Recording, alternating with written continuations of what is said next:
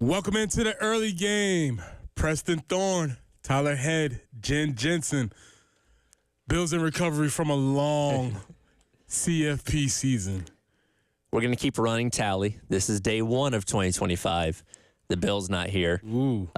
We know he takes about 200 vacation days a year, so we'll see what number we end up with by the end of the year. That's a good mark, Tyler. I like that. I like that. Well, like I said, it was the CFP. Long season. Long season, man. Had to take a break from the season. So Bill's in recovery, and hopefully he'll be back tomorrow. Hopefully we'll all be in studio tomorrow because apparently snowpocalypse is on the way. I saw a couple of snowflakes pop up on the weather graphic for later on today, so we'll see how that goes. Yeah. I'm sure there'll be a mass panic of milk and bread raids at all the grocery stores today. Which makes me mad. Because we legitimately do need milk. So Yeah. I'm like sort of irritated. Like, I guess I should plan. See, that was my problem like during COVID, right? Because everybody panic bought like toilet paper and hand sanitizer. I'm like, I'm not trying to panic buy. I just actually need these things. And if people would stop buying 1,000 of them at a time, we'd all be okay. Yeah. Exactly. So that's what I'm afraid of is if I, drop by after bar 3 today to grab some milk, it'll be like, you want some powdered? Let's say almond milk, perhaps, something along those lines. The good thing is we'll be able to get back to business. Hopefully, according to the it's not weather. going to last long. We should be good. So we'll see how that turns out. Tyler, Yes. sports overload this weekend. Oh my goodness. Sportsorama. Sports overload to the point where I think perhaps the most important game, you maybe forgot it was happening. I saw a lot of people bring that point up leading into last night's national championship. Yeah, I mean, there was so much happening this week, especially for us as Gamecock fans. It was fortunately maybe part of the weekend we wanted to forget. At least you got that out of the way first. Like Early. before anything else happened, that thing happened, and then everything else was good. Yeah, if you weren't aware, the men's basketball team took one on the chin, losing by 20, which is a disturbing trend, which we'll look at as we move forward. But they dropped the 0-5 in SEC play. That's a tough hill to climb. It's a hill you're not going to be able to climb back to the top of. And let's just put it out there. You have 13 conference games left. You're going up against another highly ranked team in Florida coming up in a couple of days. It's not going to get easier. I hate to say we're punting on the season, but I think you're at that point now for most people. Well, yeah, I think a lot of people are there. And I think this is when it gets really interesting to me looking at this team and seeing how, learning a little bit more about Lamont, how he coaches in through this situation, how the team plays through this situation, how the program reacts. So there's definitely going to be some stuff that we can pay attention to. Women's basketball, another huge victory, another excellent victory. And oh, by the way, Coach Staley, let me get $1. Somebody got paid.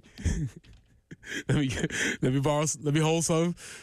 You think she has a bunch of cousins and stuff that she never knew about that start, hitting her up and sending the messages and emails like, hey, I could use your help. I imagine that it works like that, but Coach has been getting paid for a while now, so I'm sure that's been filtered out. Now, the highest women's coach in the world. So you're telling me somebody went through their genealogy charts like, wow. You know what? There was a Staley on my mother-in-law's fourth removed side. Maybe there's something there. Hey, you miss 100% of the shots you don't take, right? So somebody's taking a shot. So we'll come back to basketball here in a second. NFL. The best weekend of NFL football, in a lot of people's opinion, was this weekend. Always really huge games.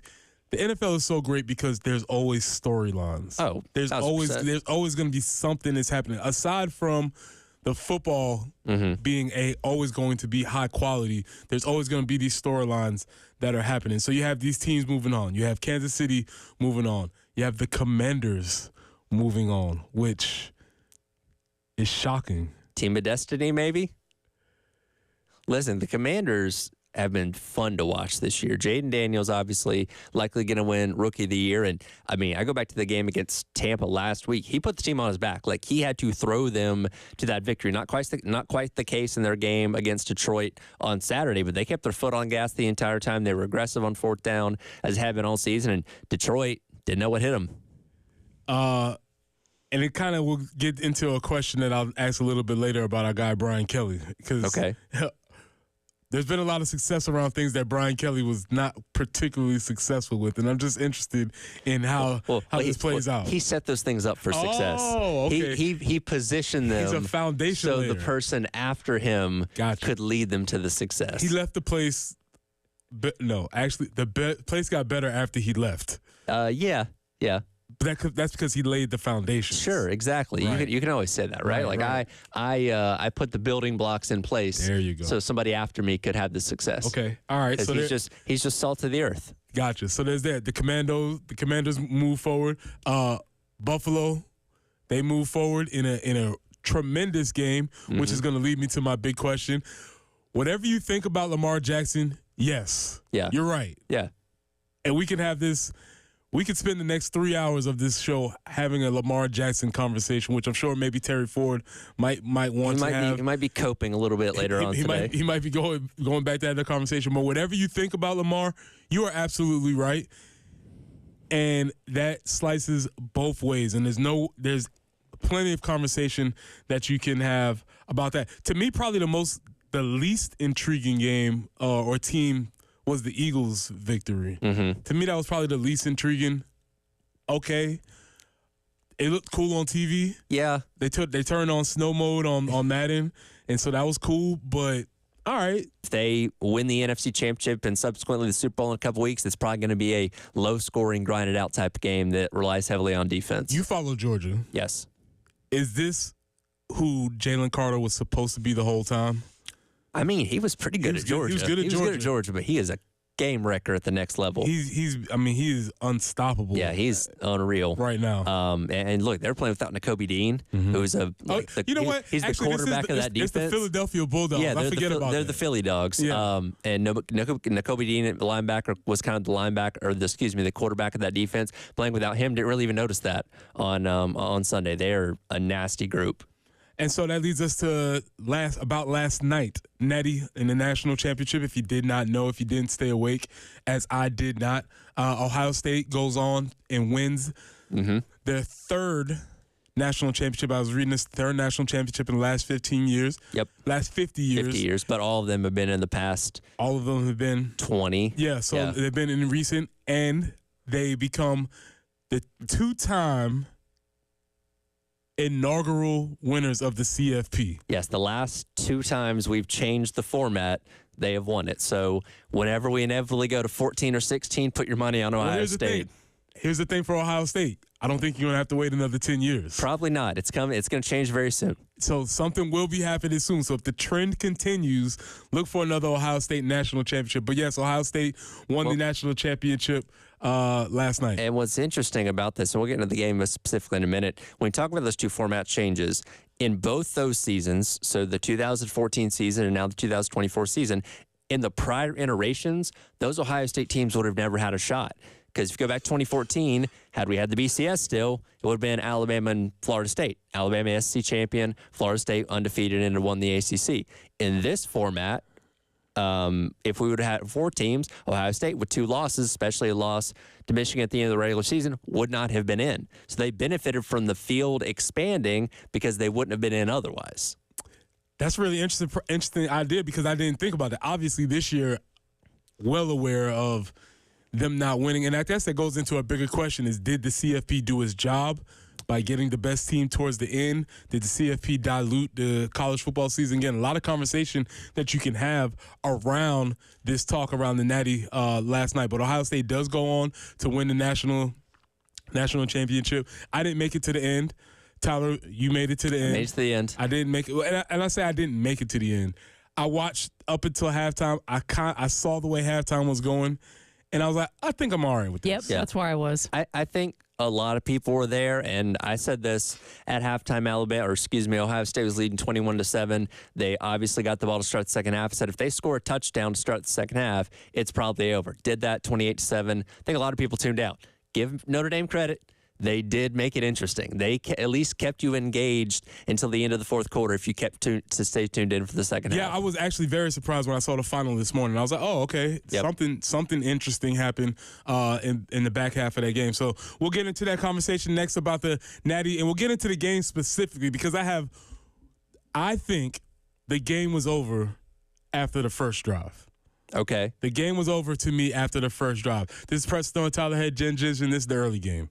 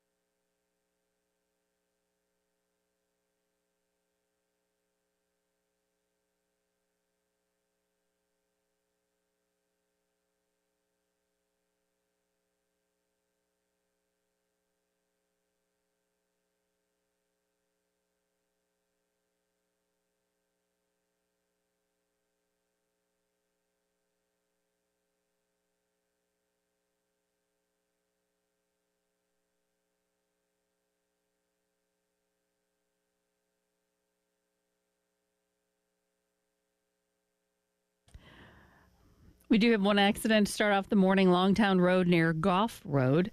And aside from that, all okay. Now, there could be a couple damp spots where maybe sprinklers have run or a little standing water, and those could be frozen, so be careful out there. Looking for a high today of 35, but we could see those evening snow showers. Those are possible. 36 again will be our high today. Our overnight low, we are looking at about 25. And then tomorrow, actually 21. Tomorrow, we're looking for a high of 36. Overnight low, dangerously cold. 18 will be that overnight low. Thursday, we're looking at 40, 23 overnight. So some kind of chilly temperatures, and keep an eye on the weather today. It's 25 right now.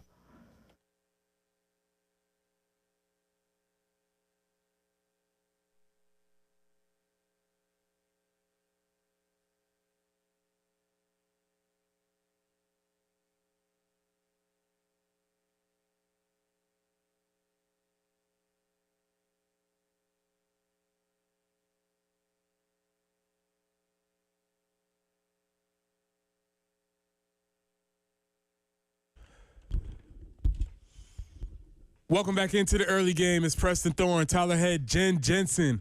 And there was a huge game last night, whether or not you knew it or not. What? Whether or not you were paying attention, whether or not you had tapped out on the season or not. There was a huge game last night. Let's start there. Okay. Tyler, you're a big college football fan. Yes. You pay attention to the sport. Yes. You made it your livelihood. I have. What was your appetite for that game last night? I mean, look, I'm excited for any college football game, but here's the thing.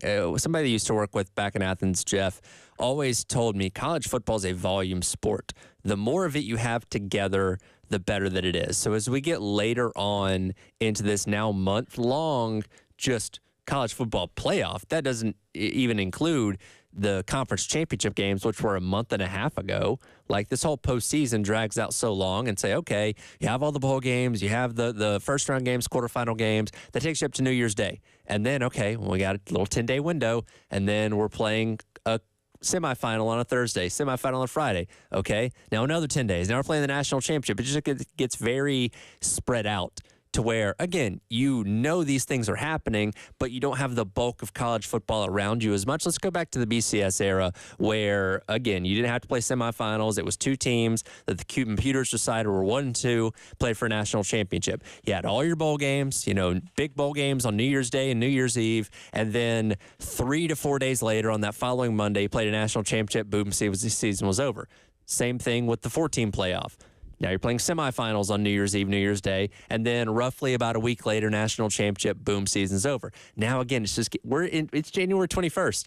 The national championship was on January 20th, almost a full extra month into the calendar compared to what we've done before. It's just something we're not used to, and I'm assuming we're going to get used to it. And maybe they'll play around with the date of the national championship.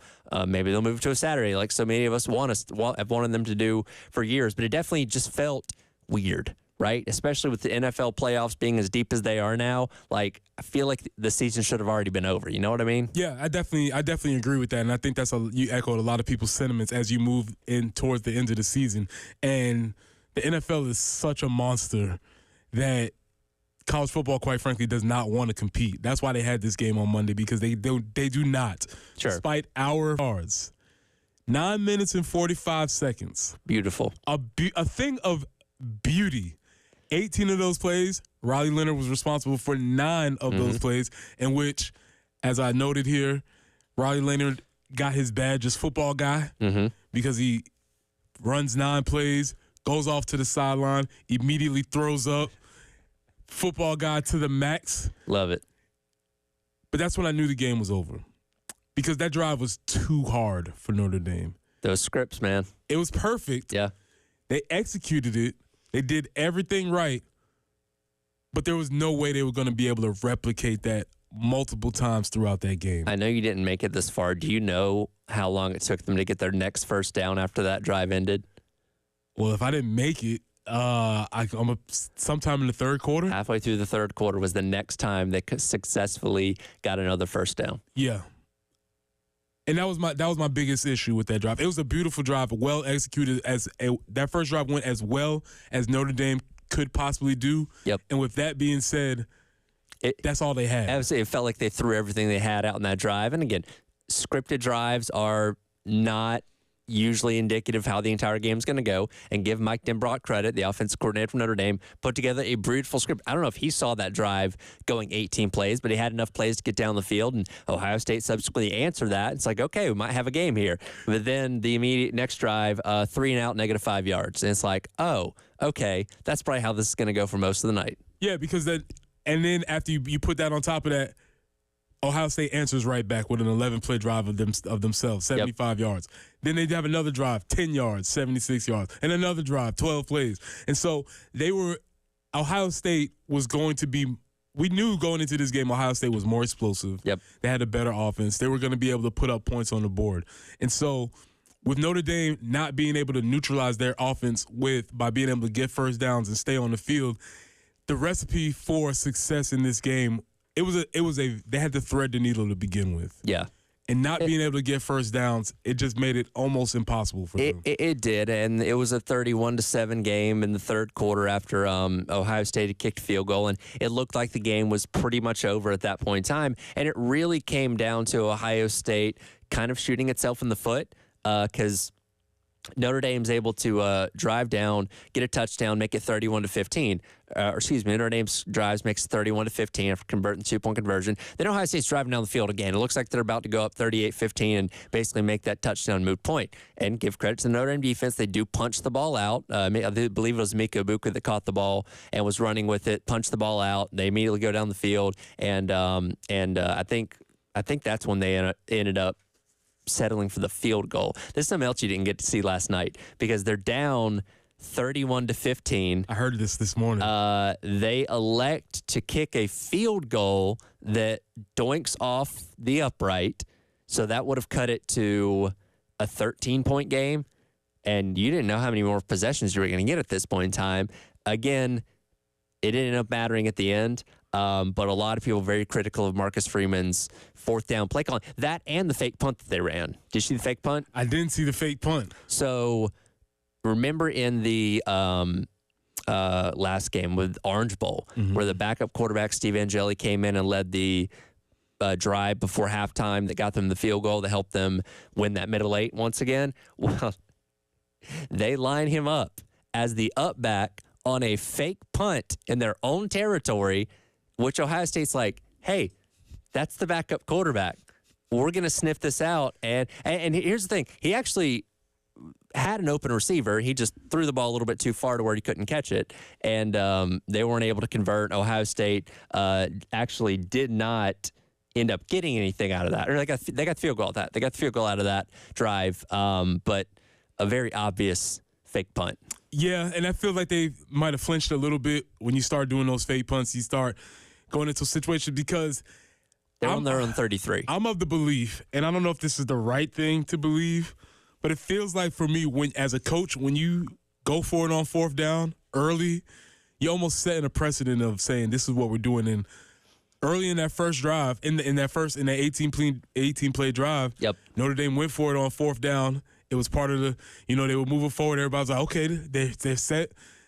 And it seems like that's a mission statement for the rest of the game. Sure. So it's always curious that when you do that early in the game and then later in the game when you have another choice, obviously circumstances change, but it feels like you should probably stay down that aggressive path, especially considering you were down by so much and points were not easy to come by. Yeah, and it was 4th and 2, 4th and 3 at that point in time. It's like, why not just line up and go for it instead of pulling out the trickery of a fake punt, which Ohio State, which I think everybody in the building knew they were going to have to do something because, like, well, you're down 28-7 at this point in time. You really shouldn't be punting here. So Ohio State sniffed it out, and again, they only got a field goal out of it, but still, that extended the lead at some point. I'm just like, if you're in that situation, just run a play. Just go for it. Put your best 11 offensive players on the field and give it a shot instead of trying to, be cute about it. Yeah, it's something I'll preach over and over and over again because even with your best fake, you only practice it 10 times and you hope it works. You practice it for a week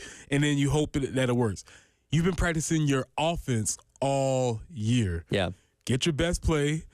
I don't know whether it's Riley Leonard left, or Riley Leonard right, whatever you want to do, but figure out your best play and run the best play. And to me, you can always have maybe some peace of mind knowing, like, hey, we went down with our best guy. Now, it is interesting. I talked about the field goal choice late in the game that would have made it a 31-18 game at that point in time.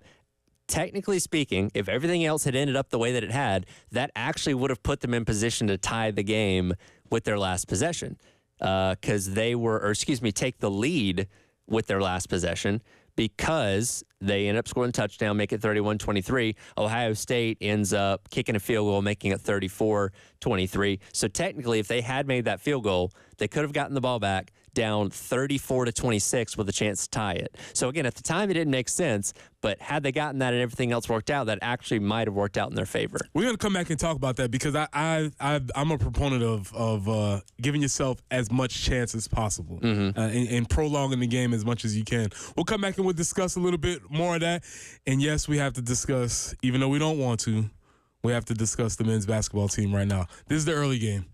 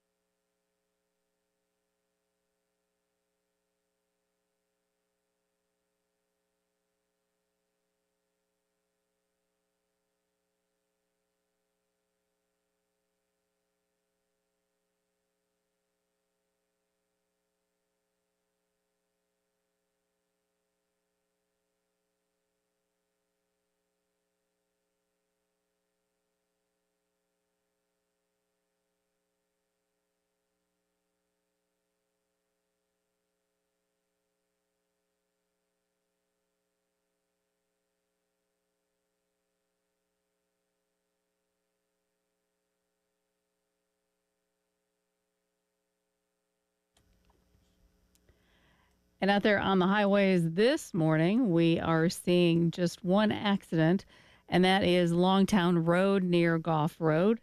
But we also have a report the traffic lights are malfunctioning. Old Cherokee at Old Chapin there in Lexington, both directions or all directions. So be cautious approaching that intersection because that could end up being kind of a mess this morning. 35 for the high today, overnight low of 21. Yes, we are expecting potentially some snow showers this evening, so we will keep an eye on the weather. And tomorrow, 36 for the high, the overnight low especially cold, 18.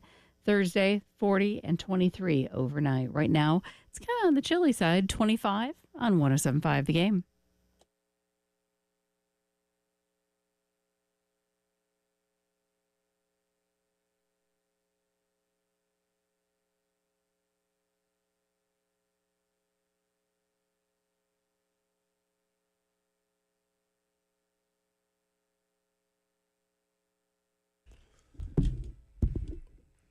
Welcome back into the early game. It's Preston Thorne, Tyler Head, Jen Jensen, and we had Sportsorama this weekend. Lots of sports that were happening. Working backwards from last night, we had the Natty, then you had the NFL, then you had women's basketball, and then you had men's basketball. Yeah, that's about all you can say. Yeah, and in that order. Listen, you stated in the first segment. They're 0-5 in the conference. Yep. That's an insurmountable debt to overcome. Yeah, the hopes of making the tournament are, if not zero, pretty close to zero. Any tournament. Any tournament. That's a good point. That's a very good point. NIT, the College Basketball Invitational, whatever. Yeah, that seems like that's going to be far. But the troubling aspect of that is that it's not – the troubling aspect of that is not that it's not that they've 0-5. That's bad enough.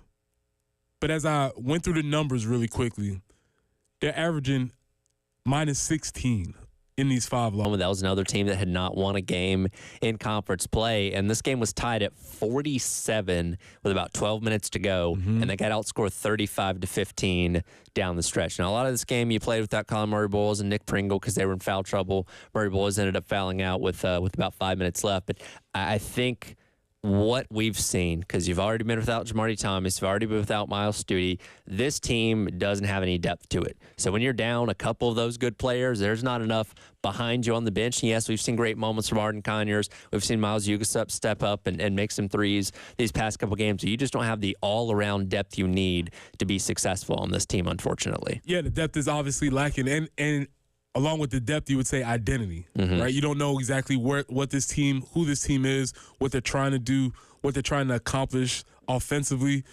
I think the identity of this team is defensively, and they have, for the most part, in the past couple games, drugged these other teams into their kind of game. That's true. You held the best team in the country, Auburn, to 66 points. You held Vanderbilt to 66 points. They didn't have a great offensive game at all. Your offense was just worse. And that's what's the common trend here is you don't have enough clicking on offense to capitalize on your defense being decent in a lot of these games. Long scoring droughts. Yeah. Long scoring droughts. That's been the common theme. That's why they couldn't get over the hump against Auburn. That's why they couldn't get over the hump against Vandy. Going down the stretch, they could not find a bucket. And then you saw what happens in this game. The game is tied up. They're playing the type of style of ball that they will play. And you're right. To that point, they have been still defensively, they still seem to be pretty connected. They still seem to be getting the things done that they want to get on defense. But you can't play that forever. You have to be able to score buckets at some point. And at this point, they are not able to get any buckets, let alone easy buckets, and you're going to need to get it. And it goes back to the conversation I was just having about Notre Dame.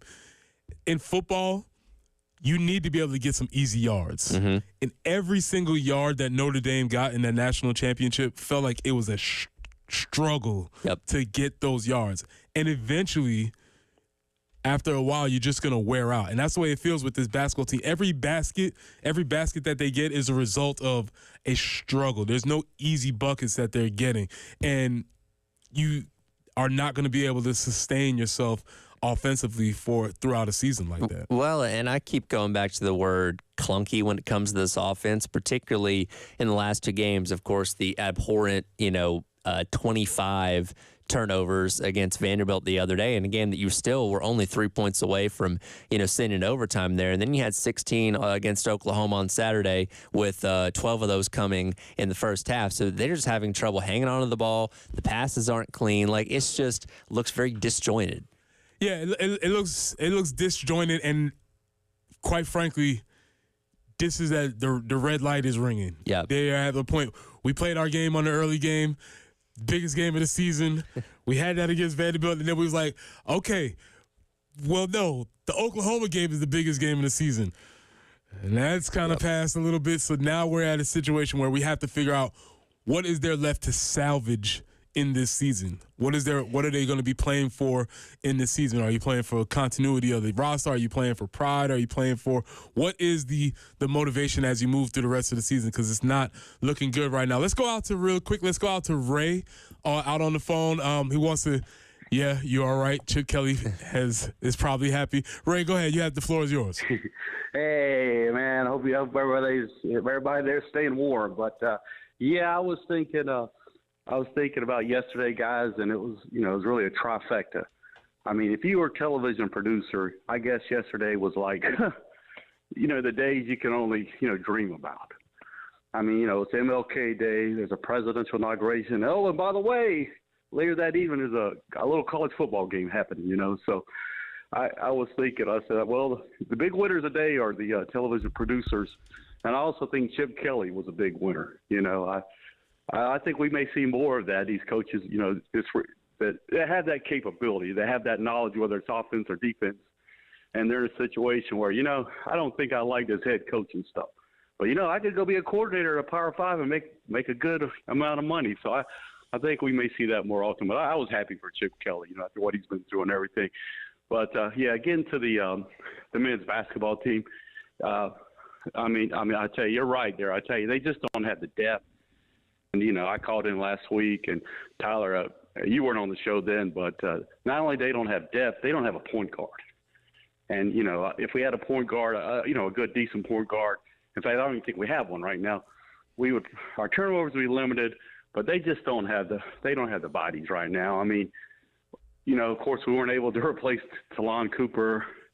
The Michi thing, that's just bizarre there, on his point, wanting to go back home. Sometimes it don't work out going back home. And a lot of us, we forget about the big guy from Charlotte, Mackey. So we just weren't able to, replace those pieces. I'll always be a Coach Paris fan, and, they're going to give him all the time that he needs because he's earned it. He deserves it. But, man, I'll tell you, I just think that they missed out, and sometimes it happens that way. I mean, think about it. We got a 2-time Gatorade Player of the Year. And you would think, in basketball, you get that kind of talent, a guy like that, she's going to come and give you 10, 15 points a game, even as a freshman.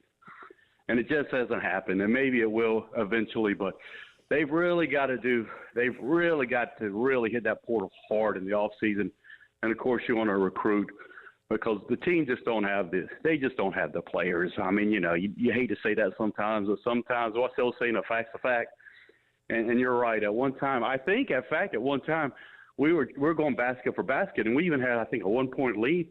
And within like 5 or 6 minutes, we were down by 21. So it's just, don't have the depth, need a little more talent for sure. But, and right now, I don't know what the over-under is in conference wins, but right now I think it's going to be a struggle to get 4 or 5 conference wins.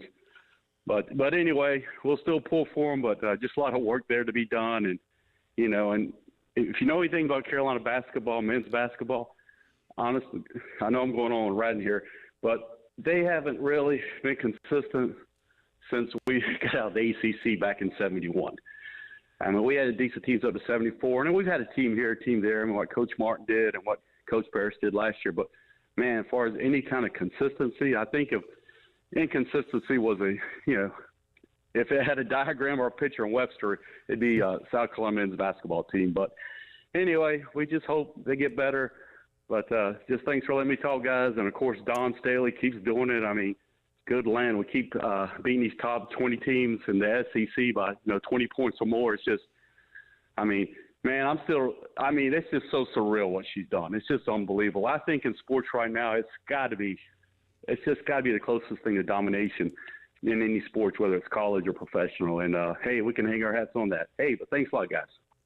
Appreciate it, Ray. Thank you for the call. Thank you for your analysis. And if anything, if you have no other solace from basketball, Coach Staley has said she will not. Yes, she's not going anywhere. She's not going anywhere. And she said that out of her mouth. That's not conjecture. Those are the words that came out of her mouth. But by the way, to answer Ray's question, Ken Palm only has them favored in one game the rest of the way. Funny enough, it's against Coach Calipari's Arkansas team, who's also still looking for their first conference win.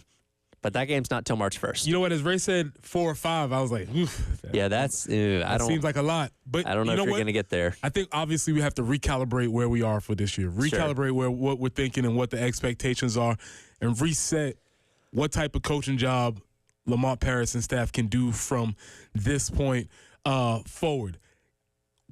Regardless of the type of coaching job that we do, Lamont Paris, I think he's safe. I don't think he has to worry about any players coming off the field and shoving them into the first round. Into the first stands. I think he's okay on that regard. So when we come back, we're going to do a little bit of word work here. I like to introduce everybody to words. And I want to give everybody also a cautionary tale about how clips on social media may not tell the whole story. This is the early game.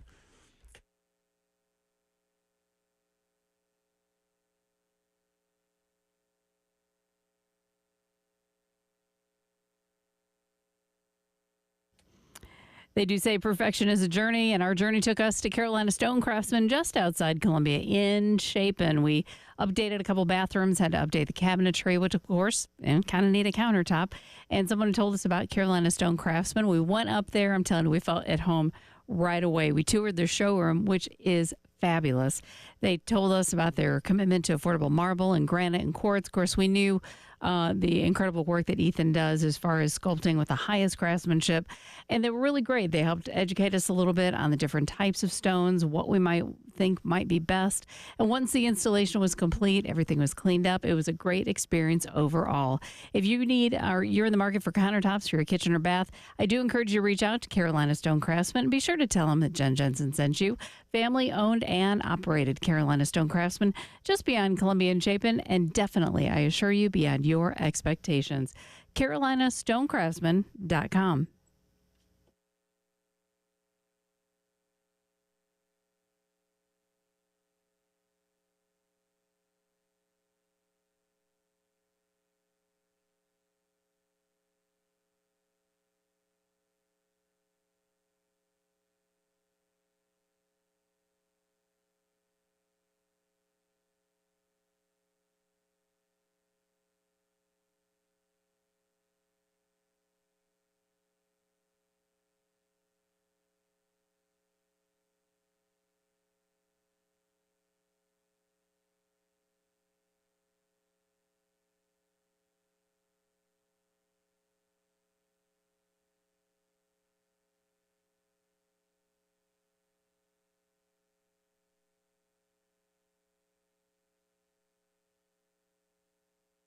Here's the thing. He actually had an open receiver. He just threw the ball a little bit too far to where he couldn't catch it.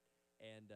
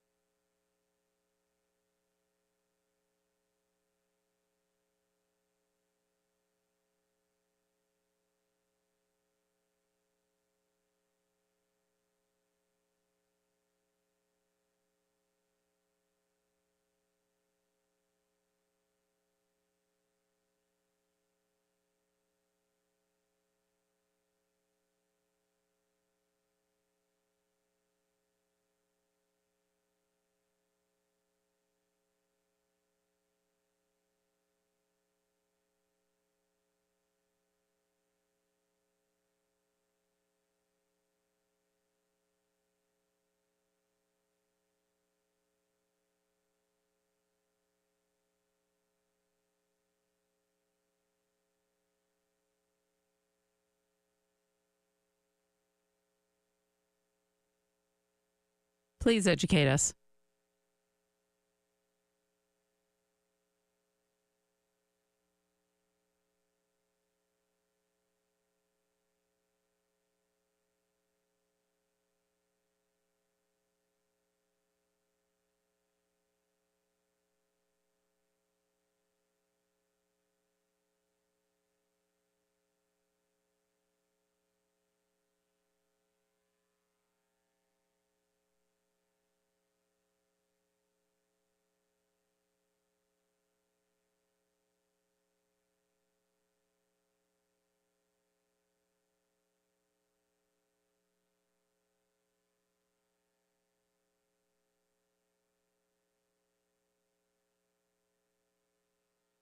And you're riding that high going forward. Now, it doesn't last forever. You eventually come back down. But for that moment, you are turned off the good thing that happened. So a little etymology, the following of words. So turned is a derivative of turned up. Yes. We shorten everything. We have to shorten tense things. Turned is a derivative of turned up. Yes. Now, here's what was shocking to me. Tyler, did you know that Roscoe Dash and Soulja Boy's All the Way Turned Up came out 14 years ago? You could probably put a stamp on Sounds about right, because I would have been middle school, early high school at that point in time. This is prime Soulja Boy, prime Tyler Head. Because Crank That came out when I was in 6th grade. Okay. And then, All the Way Turned Up, Pretty Boy Swag, all those came out in the subsequent years. The old classics. Yes, all back in the day. The ones that you're going to be playing for your kids. You're going to say, now this was music. Yes. With Roscoe Dash and Soulja Boy was saying that they were all the way turned up. As we all did the Soulja Boy dance around the middle school cafeteria. The good old days. The good old days, man. They don't make them like they used to. They don't. Kids today just don't know. So if you saw the viral clip, it did not look good. However, it was not as nefarious as the clip made it seem. I don't know what his position on the team will be moving forward. I wouldn't advise anybody, no matter how turned you get, to push your superior. I wouldn't do that, no. Probably not a good move, not a great move. However, like most things on the internet, when you see a clip, give yourself a second. Understand the context. Try and figure out the context, because I'm telling you, there's usually more to every story. Understand the context. Read the article first. Seen some people getting themselves in trouble about that over the weekend. Make sure you understand the context. That's all I want to say. I just want to use football for life lessons. So understand the context. When we come back, Lamar, yes, he is.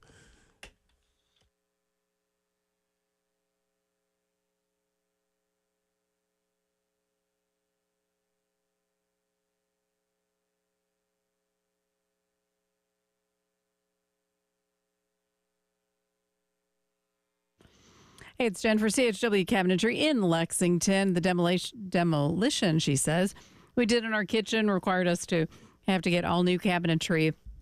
And a friend recommended us to see CHW Cabinetry in Lexington. Locally owned business, women-owned business, and they were fantastic. Help us get everything picked out, got the photorealistic rendering of the kitchen. It was so cool to kind of see what the kitchen was going to look like before it was actually done. And that actually gave us really good ideas when we had to pick out everything else for flooring and backsplash. But I'm telling you, cabinetry, that's not all they do. I mean, yes, they can help you in the pantry, get some drawers put in your cabinets to make things more functional. If you're annoyed by those wire hanging racks in your closets or something, they can get those changed out and give you solutions for that. Help you create a home office space. So many options. I encourage you to visit chwcabinetry.com. Call them today at 803-520-6837. And of course, be sure to tell them Jen Jensen sent you. CHW Cabinetry, passion from inspiration to installation.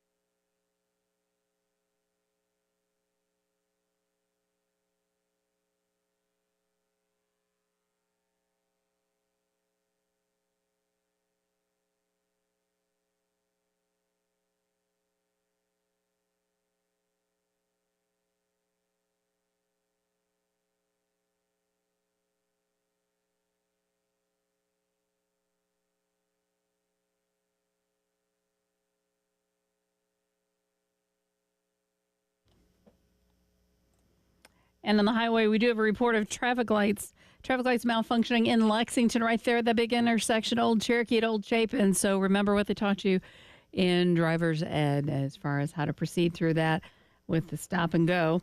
But traffic lights, again, malfunctioning. Old Cherokee at Old Chapin.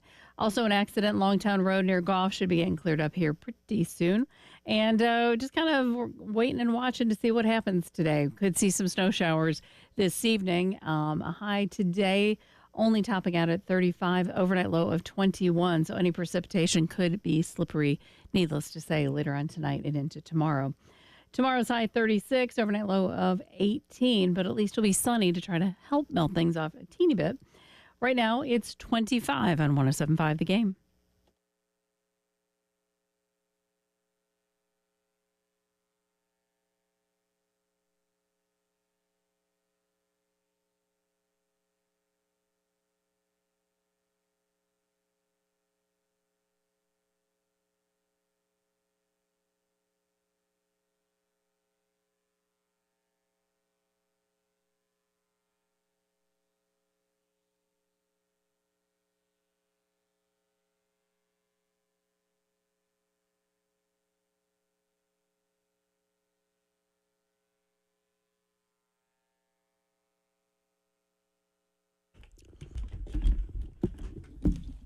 Welcome into the early game. Preston Thorne, Tyler Head, Jen Jensen. Bill's recovering from a long, grueling college football playoff season. It's the expanded season, extra games. Yep. He just had to, he had to get himself right. So he had to take a day. Playoff-uary, as the Dr. Pepper commercial coined it. Yeah, for sure. If you missed it last night, Ohio State wins the national championship again. Congrats to anybody who's an Ohio State fan, including LeBron James. Yes. Who was very prominent in the broadcast yesterday. LeBron gets a pass because he's from Ohio. Yeah. However, every piece of literature I've read, nothing states that he would have chosen to go to Ohio State if he were to have gone to college. No. What school did he say he would have gone to? Well, this is LeBron, so yeah. He's said several schools. He said he always dreamed of playing for Coach K, and then he was going to play for, he wanted to play for Roy Williams. It's LeBron, so you got to give him a little bit of leeway. Another thing to add to the list of things that LeBron's lied about at some point. You got to give him a little space. Yeah. But he was in full effect for Ohio State. And then Ohio State goes down and just dominates. Too fast, too strong, too explosive, too much for Notre Dame, who, by the way, I went to sleep after halftime. Mm-hmm. I thought I had seen enough, but Notre Dame made it interesting at least. They made it interesting. They finally put together a decent drive for the second time in the game. Third to Jeremiah Smith. Gets them down to the 10-yard line. They proceed to kick a field goal. Game's over. Yeah, and that was this whole issue. And this is the difference because when Notre Dame needed a big play, their best player was 13. Yes. Riley Leonard was the best player on the field. However, his best plays were with his legs, and his best capability was probably getting you 10 to 12 yards. Yeah, so he ran 9 times on that first drive, ran 8 more times after that the entire game. But when you got yourself into such a big hole, you couldn't run your offense the way that you wanted to because you didn't have enough time. And again, the way the clock runs, college football now without it stopping on first down anymore, time was working against you. And again, give them credit for making it close enough to where it was a one-score game at one point in the fourth quarter. But I never doubted Ohio State's ability to win this game. Even when Notre Dame made it close, I'm like, well, Ohio State, because again, here's the thing. The 2 worst drives they had were a fumble where they had already moved the ball about 50 yards, and then they had a 3-and-out and punted. That was it. That's the only 2 drives they did not score on the entire game. Right. And so that was last night. as we said, part of Sportsorama this weekend. There was all kinds of sports being played. Obviously, men's and women's basketball for the Gamecocks. The men dropped to 0-5 after getting blown out against Oklahoma. The women blow out Oklahoma, conversely, on the other side. Continue their high streak. We might get into that a little bit more later. But the NFL was in full effect. This is the prime time NFL weekend. Yep. And you couldn't ask for more out of these particular games. And the thing about the NFL is there are always just so many stories that are happening and that are going on at a time. Aside from the highest level of football that you were watching, the margin of error being so slim, there's always so many stories that are happening. And the biggest story of the weekend was who was going to be the survivor, Josh Allen or Lamar Jackson. And a lot of this conversation, which we love to do with the NFL, was getting into legacy conversation. What does this game mean for their legacy? What is this happening? Now, unfortunately for both of them, congratulations, you won. You get to go play the greatest ever, right? In Kansas City. Yeah, you get to go play Kansas City in Kansas City. Good luck. We'll see how that turns out. But Lamar Jackson and the Ravens lost a very good game. If you watch the game, it was not even very good. It was an awesome game. It lived up to the billing, came down to the very end, and is going to have some plays that we remember for a very long time for good and bad reasons. Yeah, it came down to the very end of the game, and it opened up the conversation about Lamar Jackson, obviously, and legacy. And the point that I want to make to anybody listening right now is that whatever you think about Lamar Jackson, you're right. You can make an argument on any side of this issue, and you would not be wrong. Do you want to argue that he's one of the most dynamic players to ever play the quarterback position? You're absolutely right. Would you argue that he could be, looks like he's on his way to getting his third MVP, very much earned based on his statistics and his worth to his team? You're absolutely right. On the other side, would you argue that he has not got it done in the playoffs and that his game may or may not translate to the later rounds of the playoffs? You would be right about that too. Yeah. And so we're stuck. It seems like it's going to be an eternal Lamar Jackson conversation until he gets over this hump. Yeah, definitely so. And again, didn't step up to the plate last year in the AFC Championship game, which Kansas City won. That game being in Baltimore, a rare time that Kansas City had to play away from Arrowhead Stadium. And then once again, you have this matchup with Josh Allen, who I think Allen has gotten the better of the Ravens in the playoffs and the couple times they played in terms of the head-to-head battle there, where the Ravens got the better of the in-season matchup.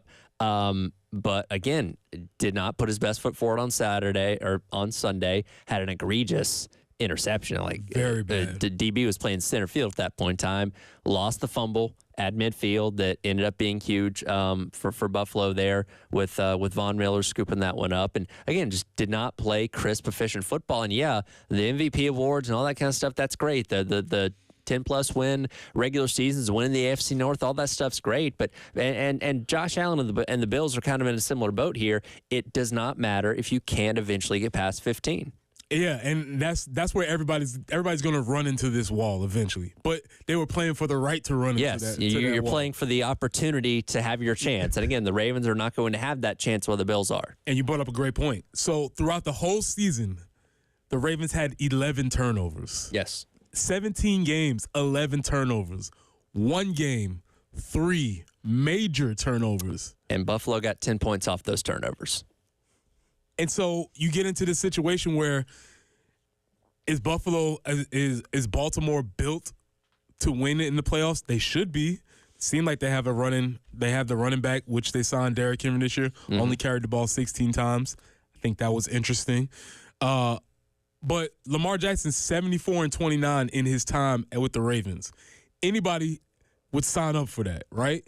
However, in the playoffs, he's 0-3 versus the Bills and Chiefs. Yeah. Now, here is something that's really interesting. First 7 NFL seasons, 3-5 in the playoffs, 2-time MVP, Peyton Manning. First 7 NFL seasons, 3-5 in the playoffs, 2-time MVP, Lamar Jackson. Now, I think that's really interesting because we know how Peyton Manning's career eventually ended. He ended up getting over the hump. Sure. He ended up getting 2 Super Bowls, one late, which barely.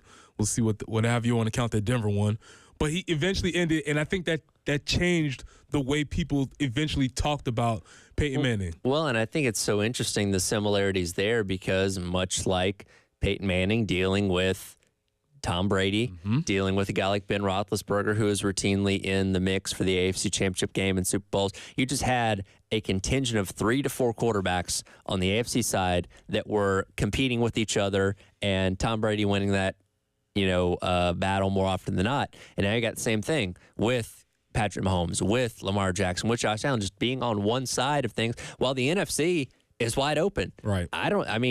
Could the Commanders go to the Super Bowl here in a couple weeks? They absolutely could. And that just shows you how open the NFC has been, not only here recently, really since the turn of the century, while the AFC has been routinely controlled by a handful of teams. And I know Joe Burrow jumped up and got them to the Super Bowl a couple years ago, but for the most part, every single year, we look at the AFC and say, okay, is it going to be Kansas City, or can Buffalo and Baltimore finally get over the hump in the playoffs? And to this point, they haven't been able to. Right. And I don't know if they will. I mean, that's a conversation for a longer time. But I just think that the conversation with Lamar is, yes, whatever you think, whatever you want to argue, you can argue those things. Sure. I would position 2 things.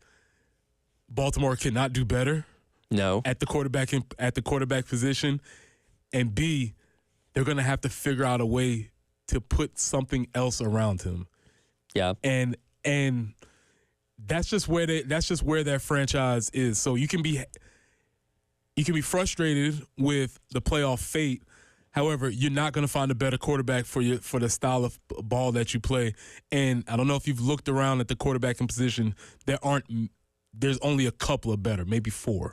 Yeah, no, you're not going to improve over what you have in Lamar Jackson, and expectation comes with accomplishment, where again, you're putting together these stellar regular seasons, 41 touchdowns and only a handful of interceptions on the year. But for some reason, when the calendar turns to January, he just reverts to being some kind of mid-pack quarterback. Now, again, you're going up against better defenses more often than not in the playoffs, and maybe that's just his Achilles heel. When he goes up against the best of the best on defense, he can't step up. Maybe the pressure's too much for him. Maybe he just gets overwhelmed by the environment and makes dumb mistakes. Again, that bad overthrow for the interception was just something that you didn't see him do throughout the entirety of the regular season, and maybe it is a psyche thing. I don't know, but once again, they're going to be sitting at home watching the Bills and the Chiefs go play for the chance of the Super Bowl next week. All right, when we come back, we're going to have two conversations. One, as a team, what do you do when it's your best player that's making the mistakes? Because I think that's very interesting. And 2, let's get back into this Ohio State deal, because they made a couple of changes in the offseason that I think really bolstered their roster. This is the early game.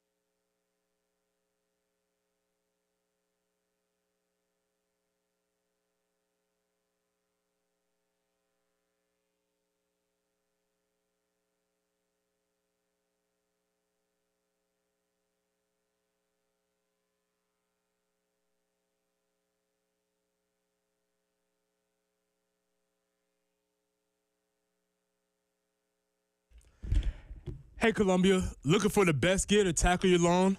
Well, welcome to Cato's Power Equipment, your go-to spot. Cato's Power Equipment has been family-owned and serving the Midlands since 1983 and helping everyone from weekend warriors to professional landscapers. That's over 40 years. And third-generation owner Ben Cato is keeping it real with his top-notch service, great deals, and the mom-and-pop values that you love. Ben is determined to raise the standards of sales, service, and retail. At Cato's, they're proud to offer a big selection of new and pre-owned mowers, tractors, and more. Ready to invest in something new? Their friendly team is there to make the process easy and help you choose the right equipment, find finance option, and keep your gear running. So swing by Cato's Power Equipment today or call them at 803-254-3711. That's 803-254-3711. Or better yet, stop by.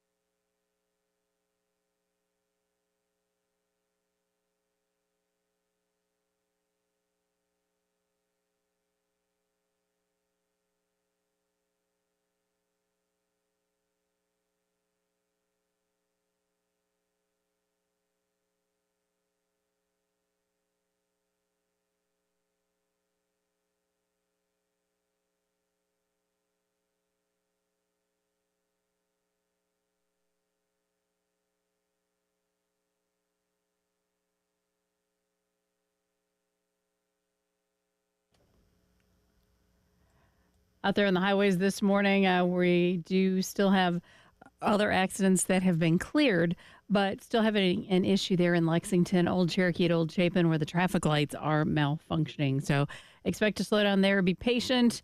Be mindful of the rules of the road. And as far as the forecast goes, that it is looking like we'll see some snow showers this afternoon or this evening. It's kind of what we're looking at potentially after maybe 3 or so this afternoon. Could see some of that starting in tomorrow. We'll look for a high of 36, but again, dangerously cold overnight. Overnight low of 18. Thursday, it'll be 40, 23 overnight. So still a lot of frigid temperatures coming our way. 25 currently on the early game.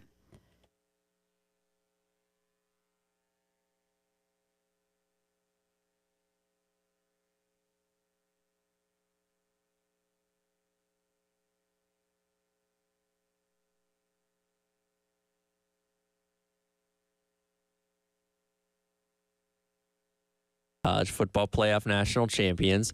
I think it's funny, for as crazy and chaotic as this season's been, the upsets, the ups and downs, surprise teams that made the playoffs, we ended up with one of the teams with the best odds in the preseason to win the national championship. And I think that's kind of a highlight of what this new format is, where I think a lot of people looked at a 12-team playoff and said, oh, here's an opportunity for more people to get in, and the Boise States of the world can go on a run and have this shot. No, it's an opportunity for a really good team that maybe runs into a few bumps in the road to hit their stride at the right time and put it together and win a championship. This is an Ohio State team most of us counted out after losing to Michigan. Horrible loss. Ryan Day looked like he had seen ghosts. I didn't think they had any shot of putting together 4 more games to win a national championship, and give them credit. They did just that. But again, they had the best roster in all of college football. We talked about it all season long. And for the last month, they played like it, and they won because of it. They did, and they finally ended up. Let's go out to the phone lines. We got Nick who wants to talk about Ohio State. Nick, what's up?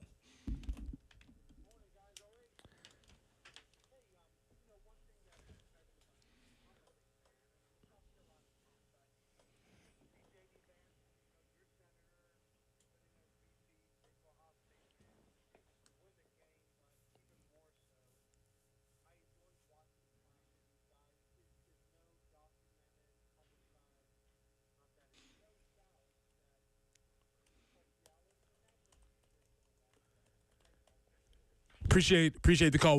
We will get to that. We will get to that because there are already penalties that have been called in advance of the next Chiefs game. So. If you don't know, if you don't listen to the show, I am a former defensive lineman, and I take offense to some of these calls against this guy. But Ohio State, again, congratulations, because and I think that's a really interesting point, because somehow or another there was almost people were saying like, oh, this roster had this much money attached to them, and they were making some sort of, it wasn't value judgments, but it was just like Ohio State was cheating or some sort of way, and it was not not the case. They're playing within the new sandbox, and effectively, and I know we've only been doing NIL for a handful of years here, I think they used their resources better than we've seen anybody use it up to this point. And that's not to say that Michigan last year and Georgia the past couple of years didn't utilize NIL, because they absolutely did. But I don't think we've seen a roster as well put together through NIL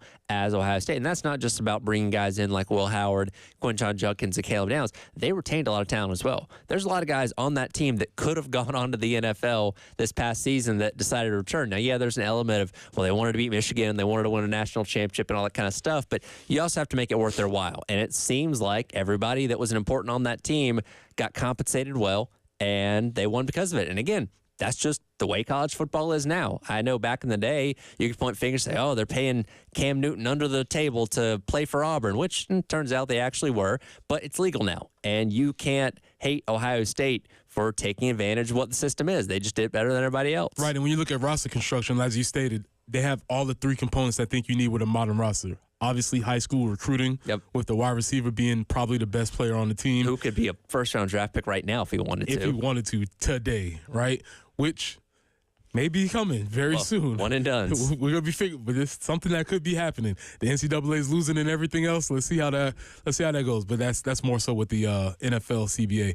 But you have high school recruiting. Mm-hmm. You have retainment, right? And then you have the portal. So they have these 3 different ways out of building how they're building a roster, and you cannot deny. And I guess I want to say that for Ryan Day, I hope this brings you some peace, right? And I hope you as Ohio State fans can be like, all right, man, thank you, because it's felt like it was a miserable existence for a while. I learned something this morning watching the highlights on SportsCenter. Do you know how old Ryan Day is?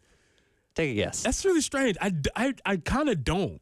He's only 45. Yeah, I would have guessed 50 plus. That man looks like he's not slept in 3 years. Definitely.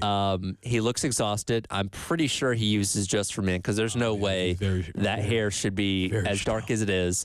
And here's the thing. When you're the Ohio State head coach, you're going to be the subject of criticism if you don't accomplish certain things. If you don't win national championships and you don't beat Michigan. And up until last night, he had not done either one of those things. Still has not beaten Michigan in the past 4 years. So that's still going to hang over his head even after the national championship. But we talked about it after they lost that game.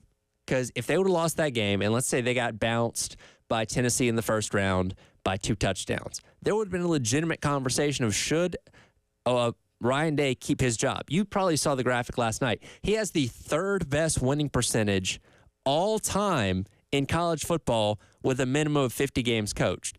And there would have been a legitimate and real conversation about him getting fired if they wouldn't have gone all the way and won this national championship. Well, there's always a point in a fan base's history where you switch from winning is joyful to winning is relief. And I don't know how Ohio State's fans feel about this particular win, but I hope they were able to feel some joy from winning this game as opposed to just the relief of not losing. Yeah.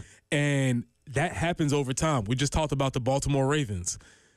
The Ravens won't feel peace until they win the Super Bowl. So yeah. I imagine next year, because Harbaugh is a good coach, because Lamar is a great quarterback, they're going to win 10-plus games again. Sure, he may be MVP again. And if you're a Ravens fan, it's no game is going to feel good. No, you become numb to that, right? It's like, oh, okay, we won 12-5, won the AFC North, got the number 2 seed, whatever. Did you beat Mahomes? Did you win the Super Bowl? That's the only thing you focus on. And Ohio State, very similarly, they went 10-2 this year, had a very respectable season by all accounts, lost to Oregon on the road in a wacky game at the end, and lost to your biggest rival. And that, to some people, was a massive disappointment. And had they not won the national championship, this whole season would have been a disappointment. I think for some people, even losing to Michigan, that still hurts quite a bit, even though you got a nice new trophy in your trophy case. But that's what happens at Ohio State. That's just the expectation. That's what happens in fan bases, and you start to see fan bases turn to this. I'm really curious, going back to the NFL, I think Detroit is on that path now. Whereas it was fun. It was great. Look at the lovable losers where, we haven't won. Detroit. Now it turns into, Last year, when Detroit went on their run and made it to the NFC Championship game, it was, like you said, was the best story. And even though they lost, they played their butts off, and I'm so proud of this team. This year, you get bounced in the divisional round. What the heck happened? This is a failure of a season. You won 14 or 15 games. You won the North, and it was a failure of a season because you couldn't get past the first round of the playoffs.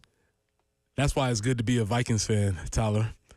Skull Nation. We still enjoyed our victories. By the way, Jen, as a Bears fan, how much joy did you get out of seeing all 3 divisional rivals not get past the divisional round? Yeah, it was good. And of course, a couple memes that I've shared as well that allude to that. But yeah, it's like, okay, I'm good with that.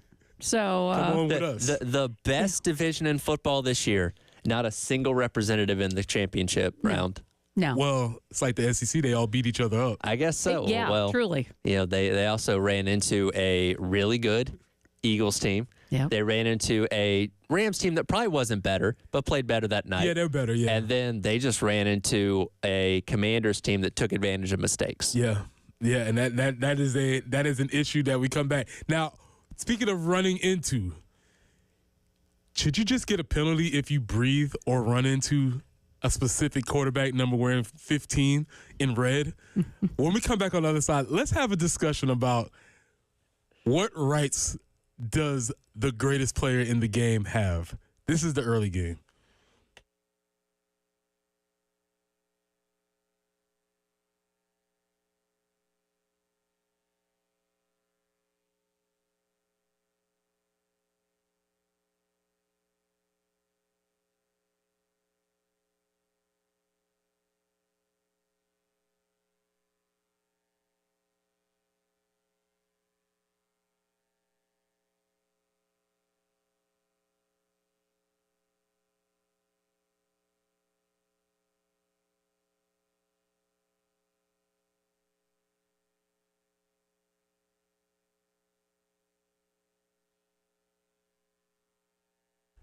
Are you tired of dealing with pain? And are you looking for a solution that doesn't involve surgery, drug, big expenses, or long recovery times? Well, let me tell you about Shockwave Therapy, now available at QC Kinetics in Columbia. Shockwave Therapy is an advanced evidence-based, non-invasive treatment designed to stimulate your body's natural healing processes. It works by increasing circulation to the affected area and promoting cellular repair. The best part, there's no surgery, no drugs, and absolutely no downtime. So whether you're recovering from an injury, or simply looking to advance your healing, shockwave therapy could be the game-changing solution that you've been waiting for. It's the perfect complement to their regenerative treatments, now available at QC Kinetics. QC Kinetics is offering shockwave therapy, your pain-free path and to an active life. So call today at 803-281-6860. That's 803-281-6860.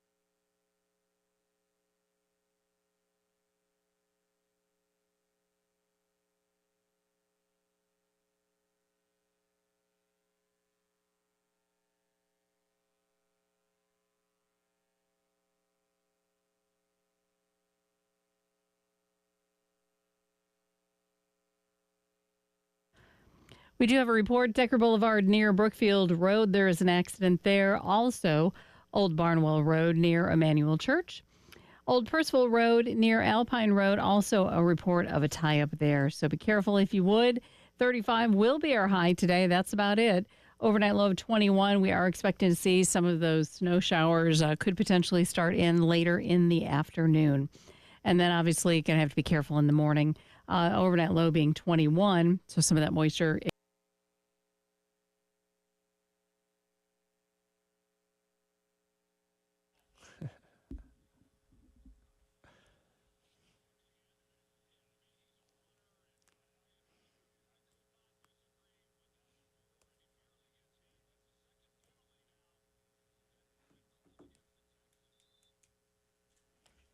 Listen, I've been telling y'all about this for years at this point.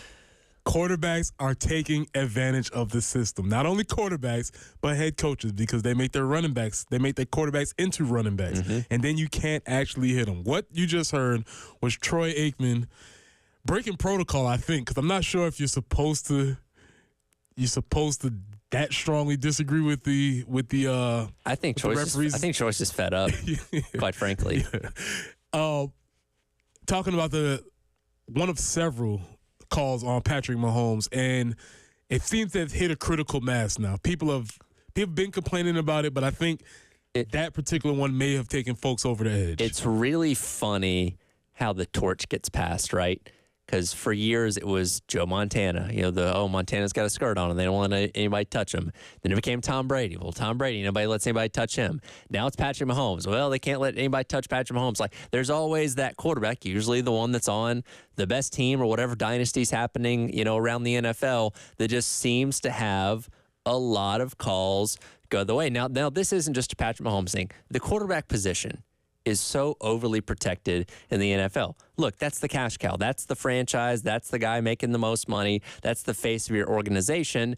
I think the NFL's gone a little too far when it comes to rules that protect the quarterbacks, though. Well, that's why Tom Brady, you can't protection as anybody else. It started with when Cam Newton used to get that, and then it'd be like, all right, I cannot afford to slow up on this tank because he will run me over. Sure. And so it's a really interesting situation, and what quarterbacks have done, and I guess this is how Kenny Pickett's name is going to be in the history books, because he was the first maybe documented fake slide. Quarterbacks now play around with that. They get towards the sideline, and it's like, am I going out of bounds? No. Or am I going to go out of bounds? No, I'm going to get a couple 5 yards. Am I going to go out of bounds? No, I'm going to run you over. And they've been playing around with this, and this is something that the NFL is NFL and subsequent leagues are going to have to figure out, because they've obviously found a way to play within this gray area. And you hope by seeing something like that exploited in such a big game on national television, playoffs, whole world is watching, that it gets the right attention of the people that need to make the rule changes. Because, again, we've seen things happen in the NFL for a long time. Doesn't always mean those rules are going to get changed. But what Mahomes did in that particular play is where he's running, he's got two defenders converging on him, and waits till the absolute last second to go down and slide, where, again, at that point he's giving himself up. You're not supposed to hit him. But, again, those two defenders were already coming in full speed to make the tackle. And that's what kills me about so many of these rules against defensive players, is this idea that they can just stop, right? And it's very clear. A lot of people that make these rules have never played football at a high level before, especially the one when it comes about not putting your weight on the quarterbacks. What are they supposed to do? It's like these grown men, these professional athletes, are supposed to just stop on a dime as soon as the quarterback starts going down. It doesn't work that way. Your body does not work that way. And again, they did more damage to themselves, by the way, because they kind of collided almost head-to-head. Matt Mahomes just kind of underneath them, really didn't take much of the impact there. But again, the flag ends up coming out, as it did early in the game with Will Anderson, who is face up, was looking at what he was tackling. Textbook tackling, right? Correct. You're supposed to see what you're hitting. Did that exactly, but it was just a little too high and got flagged for unnecessary roughness, roughing the passer. Can't hit him too hard. Well, here's D'Amico Ryan, head coach of Texans. Again, trying to be as gentle as possible, but stating what he felt about this game.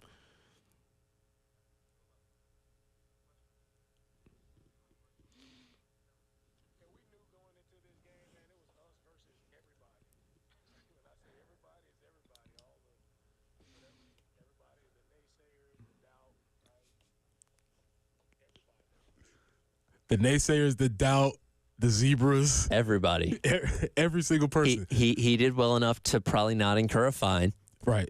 But we know what he's talking about. He walked up to the line. He didn't cross it, but he walked up to the line while letting everybody know. But here's the deal: as you stated again, this is also always part of dynasties. Yes, which the Kansas City Chiefs are a dynasty. I'll just go back to the the mid '90s Bulls when you was watching basketball. The big complaint back then was, man, Michael Jordan gets all the calls. He would get continuations. He would get any ticky-tack foul because he was Jordan. And I'll make the equivalent between Mahomes and Jordan because I think it's the same guy.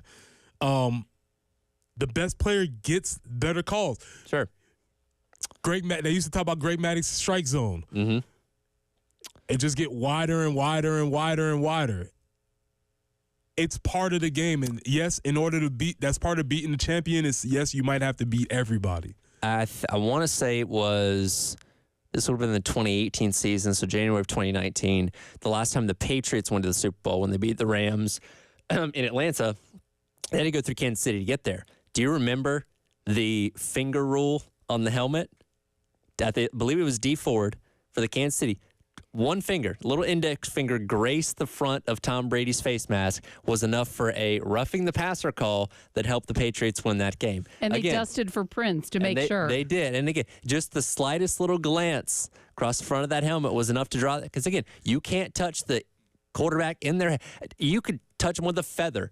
That's still a penalty. And again, it takes something like that to highlight how dumb the rule is. But that was something that went against the Chiefs at that point in time that benefited the Patriots. Now the shoe seems to be on the other foot. Yeah, because he's the man. He's the greatest, and he's playing right now. And so, in order to beat them, you're gonna have to beat him and the referees. You're gonna have to beat everybody included, and that might be too tall of a task. And I've said this before. I'm not somebody that subscribes to the belief that the NFL sends out a memo to every referee, like, make sure you give Patrick Mahomes every beneficial call. I think it can almost be done without realizing it because, again, he is so polarizing. He is the face of the league as of right now. And if something's close, you're probably going to give him the benefit of the doubt just because of who he is. And, again, I don't think any referee says, well, yes, I'm trying to make that happen. I think it just happens. Yeah, and they're going to make that. They're going to continuously make that call. And what do you do? As a defender, you just have to stay aggressive because he's going to take advantage of you if you ever do slip up. So as a defensive coach, listen, man, we might just get a couple of penalties on being aggressive. We're not going to be malicious. We're not going to cheat. We're not going to try and take him out of the game. But you can't afford to slow up. And it's the same thing when you go against these guys like Josh Allen or Jalen Hurts or any of these quarterbacks who, by the way, are able to run. Now, was that the reason the Texans lost the game? It wasn't. Was not. It was certainly something that people have coming away from the game. They outgained the Chiefs. They allowed C.J. Stroud to get sacked 8 times. Kai Fairburn missed 2 field goals. And those can open and close very quickly. And how can we steal a coach of theirs? Think it's already done. I know. Think it's already done. This is the early game.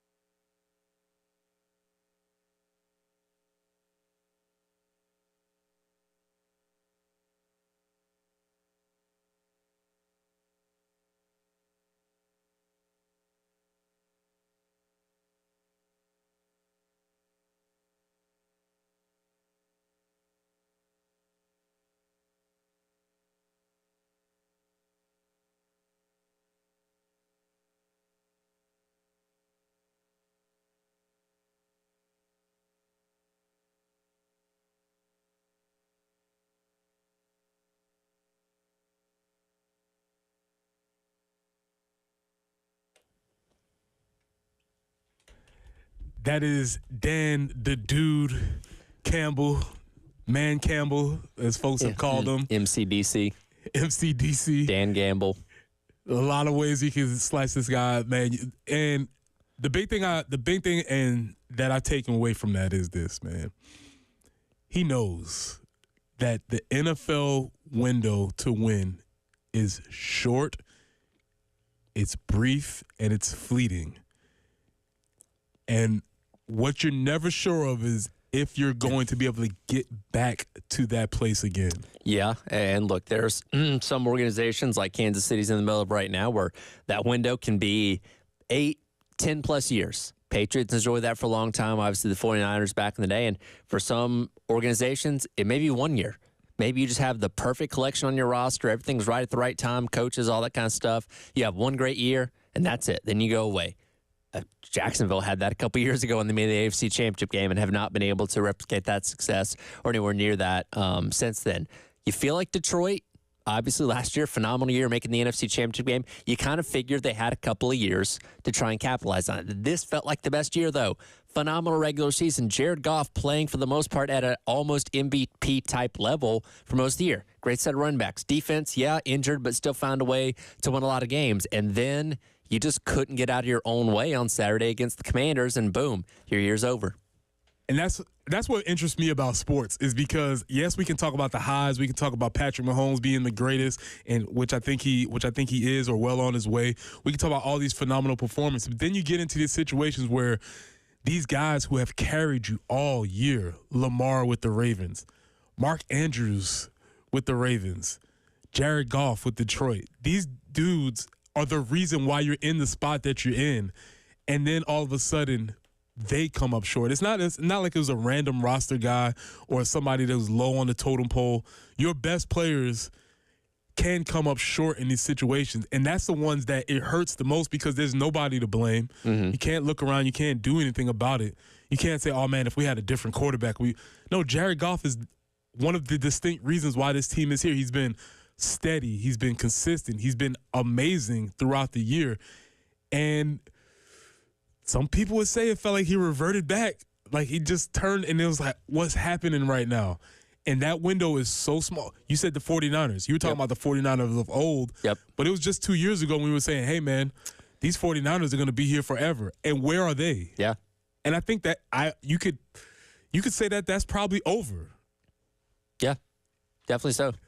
And so when you're the head coach and you know you have this opportunity, and I won't say that they blew it, but they didn't play up to their potential and to their level, and they let it slip away, you just don't know if this opportunity is coming back around. Yeah, and again, last year, they were the cute story, and like, hey, hadn't won a playoff game in 30 years, and the proud people of Detroit that had to go through the 0-16 season and all that kind of stuff, and just making the NFC Championship game was a huge accomplishment, whether they made the Super Bowl or not. But this year, the expectation is okay. Go a step further. And again, through the 17 weeks of the regular season, they showed you that they were the best team in the NFC. And then get bounced by a wild card team led by a rookie quarterback is unacceptable. Because again, with success comes expectations, and they failed to live up to them this year. And again, now you had this nucleus of players, but not only a nucleus of players, you had a nucleus of coaches. We already have one coach that's gone, right? Yep. Ben Johnson just was hired by the Chicago Bears. Congratulations, Jen.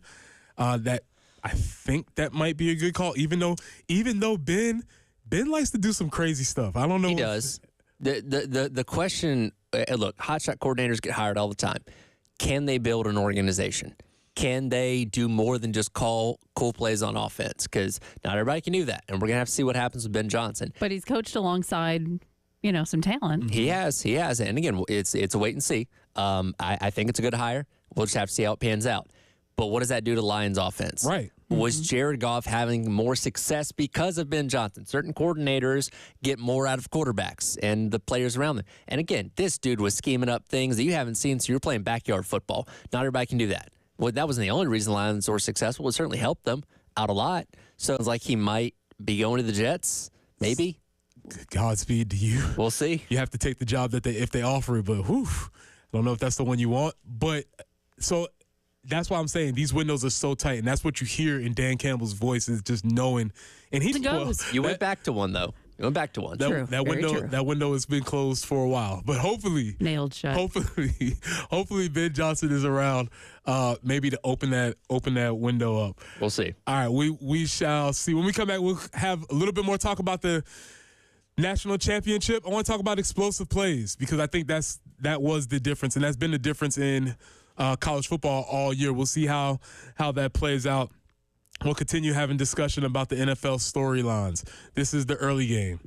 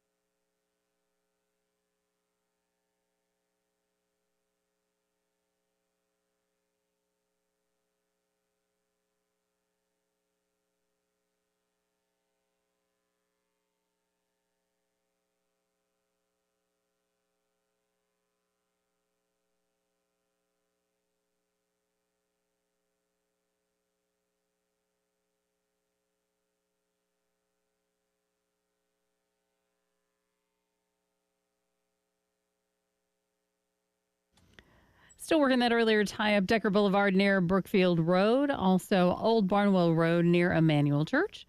Old Percival Road near Alpine Road. One other to make you aware of, and that's Highway 378 at I-77.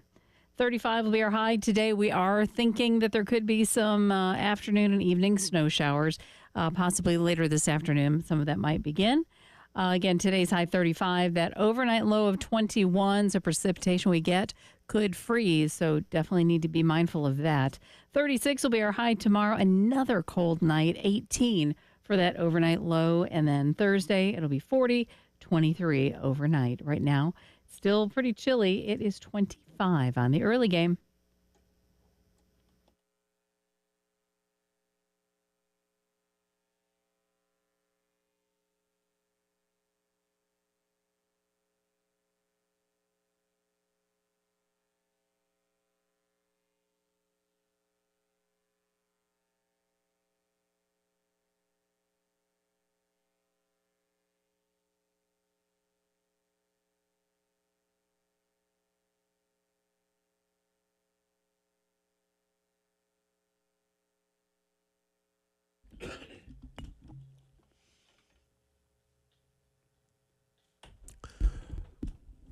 Welcome back into the early game. It's Preston Thorne, Tyler Head, Jen Jensen, top of the 8 o'clock hour.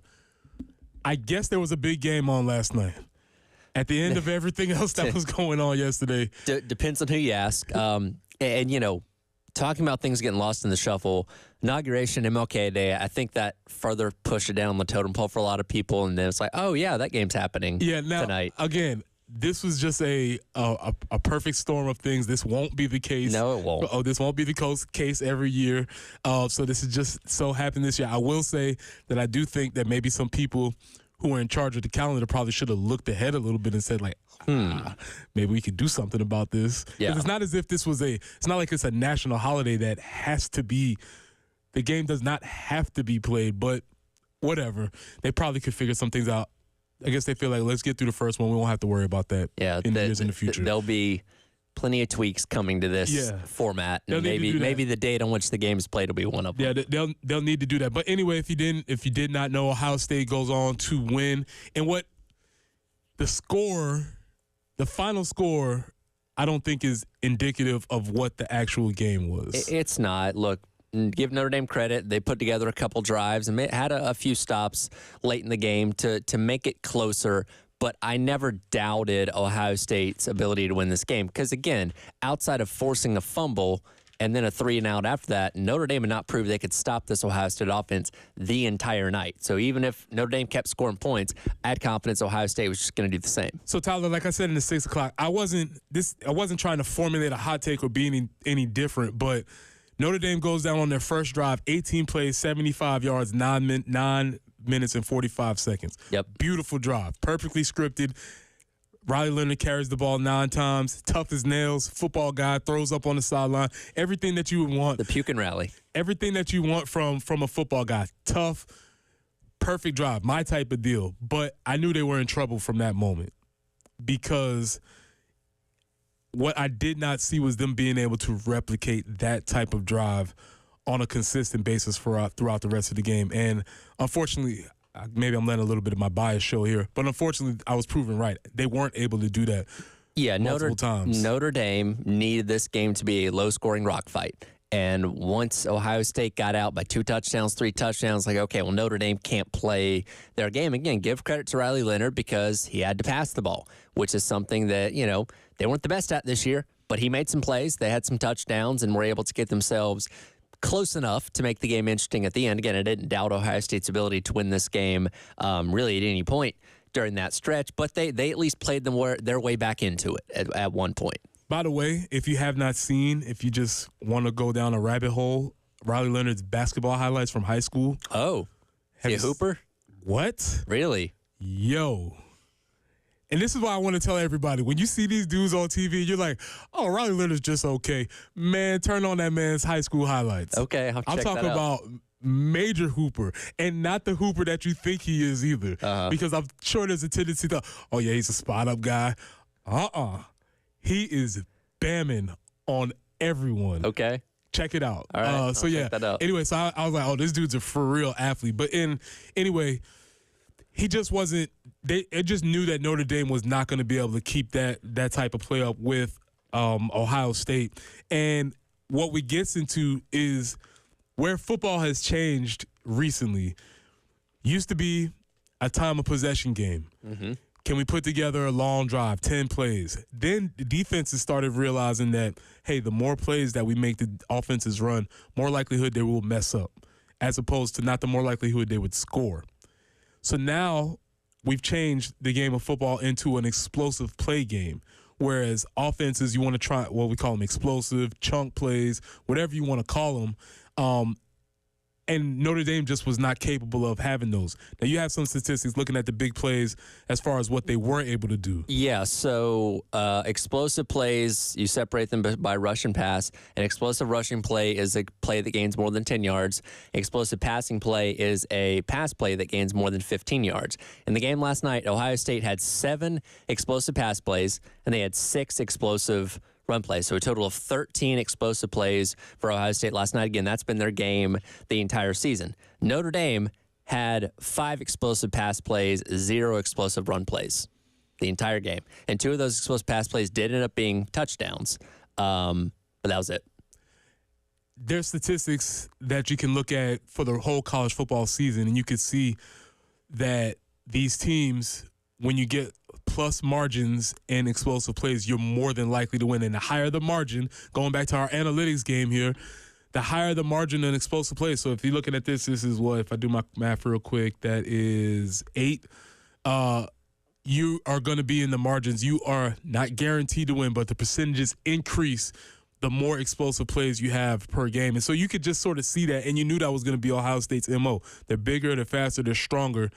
You knew that's how they were going to win games. If you take the game that the last game that Ohio State lost against Michigan, the explosives were not there, and Michigan dragged them into that rock fight. And there's a lot of belief, and this isn't just a tinfoil hat conspiracy. There's a lot of very trusted voices around college football that believe Ryan Day wanted to beat Michigan at their own game. They wanted to prove they could be a physical, grinded-out team for 4 quarters, and they couldn't do that because that's not who they are. That's not how this team is built. And once they got in the playoff, they're like, well, let's go back to being who we are. And again, they've been pretty much lights out since then. Right, and that's – it was such a – if you watch that game, which I did strangely, it was like, what are they doing? Yeah, I don't know if it was a director from Chip Kelly up top or if it was Ryan Day's idea, but it felt like they were trying to use a boxing analogy. They were just trying to stand in the middle of the ring and throw punches with him. And it's like, hey, man, that's not what you do. And it didn't work out well for them. They found themselves in the game. Fortunately, they got that corrected for the CFP run, and you can see they were dominant throughout the CFP. Yeah. Winning every game, I believe, except for this last one by 20 points. And going back to what I said about when Notre Dame made it interesting, I never doubted Ohio State's ability to win this game.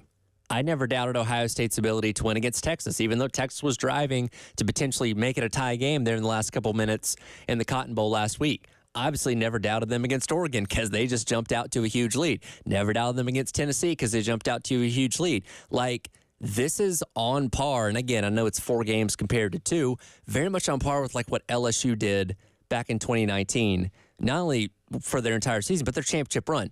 They smoked Oklahoma in the Peach Bowl and then smoked Clemson in the national championship game where they really left no doubt. Like, these two, this is the first team since then that I would say is comparable to how good that team was. That's I hadn't thought about that, and you started to hear the rumblings when that team was playing, like, oh, this team is really good. Oh, they could be the best team. And then you start to see how many of those guys.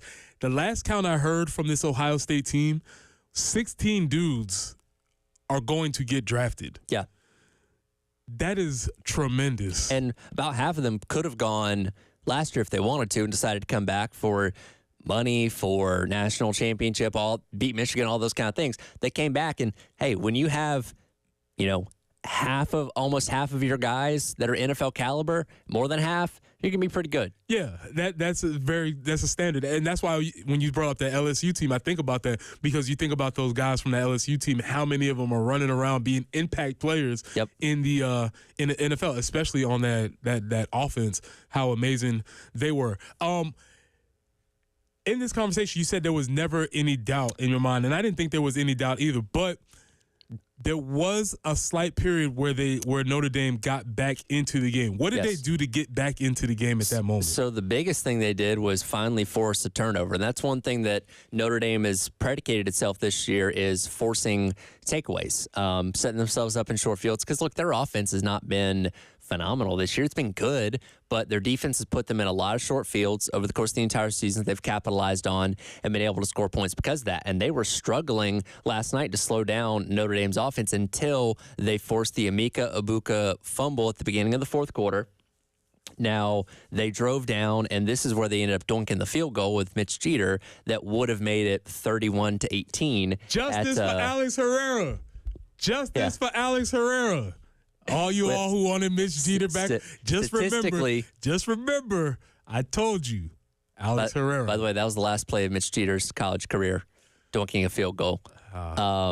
That would have made it 31-18. Ohio State then proceeded to go 3-and-out, and that was the first time they punted the entire game. And then Notre Dame went down the field, and Greathouse, the wide receiver, had another touchdown catch, and they proceeded to score the 2-point conversion. But then Ohio State got the ball back, and when they needed it most, they went to Jeremiah Smith, big 56-yard play that took them down to the 10-yard line, kicked field goal, made it a 2-possession game again, and then Notre Dame got the ball back, but the only handful of seconds left, and the game was effectively over. So, again, I give them credit for about a good, 8-minute stretch there where they were looking like the better team.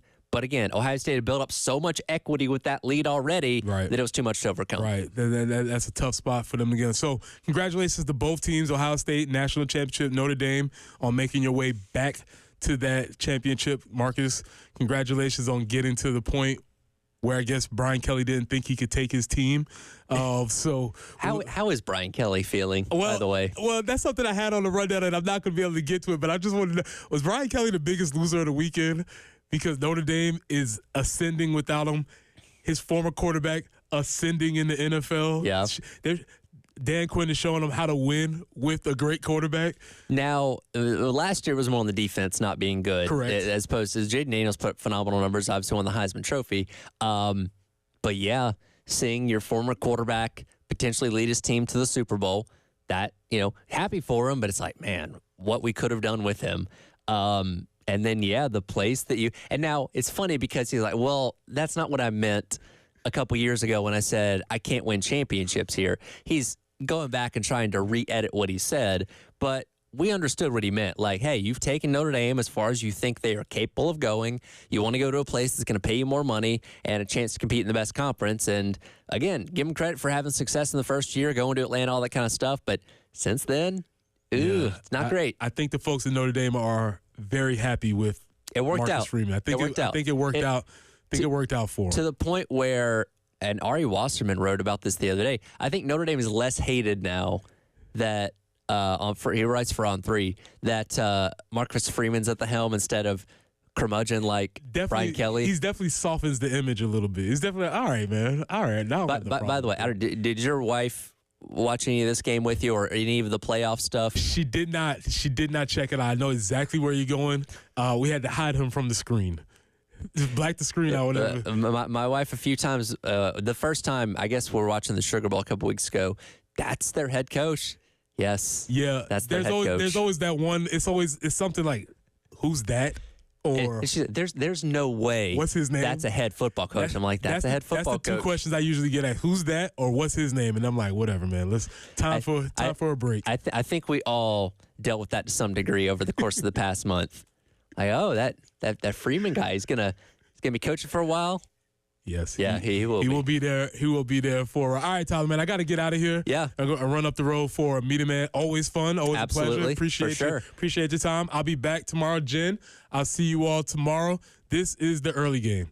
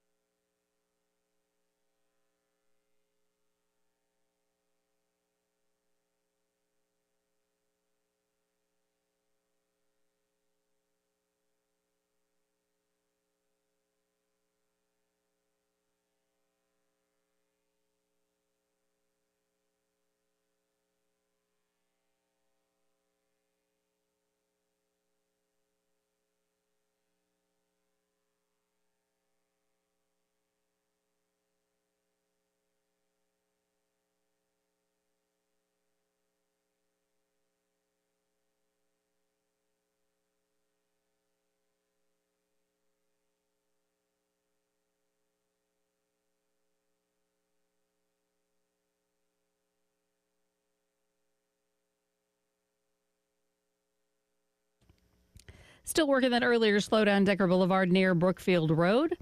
Old Barnwell near Emmanuel Church Road, also an accident.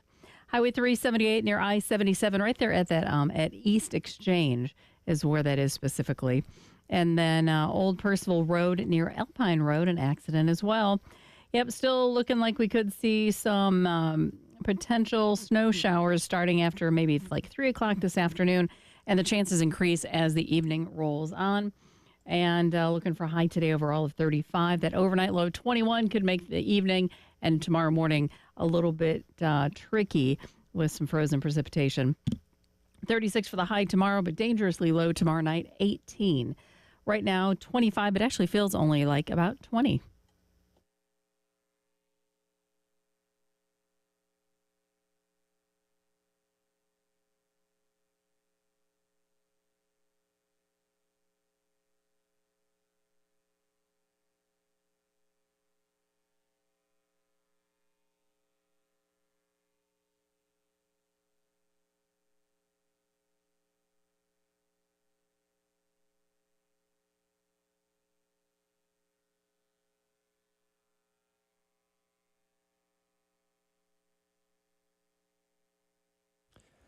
Welcome back in.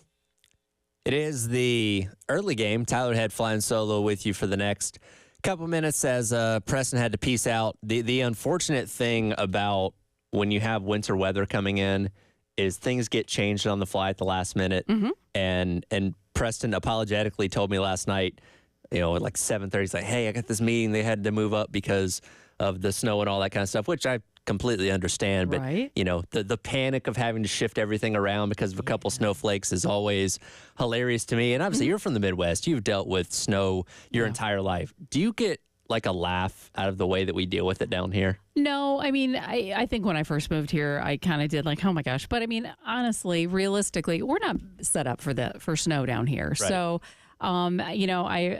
I enjoy that people get excited. And honestly, I don't get to see snow like I used to. So it is kind of fun to see it.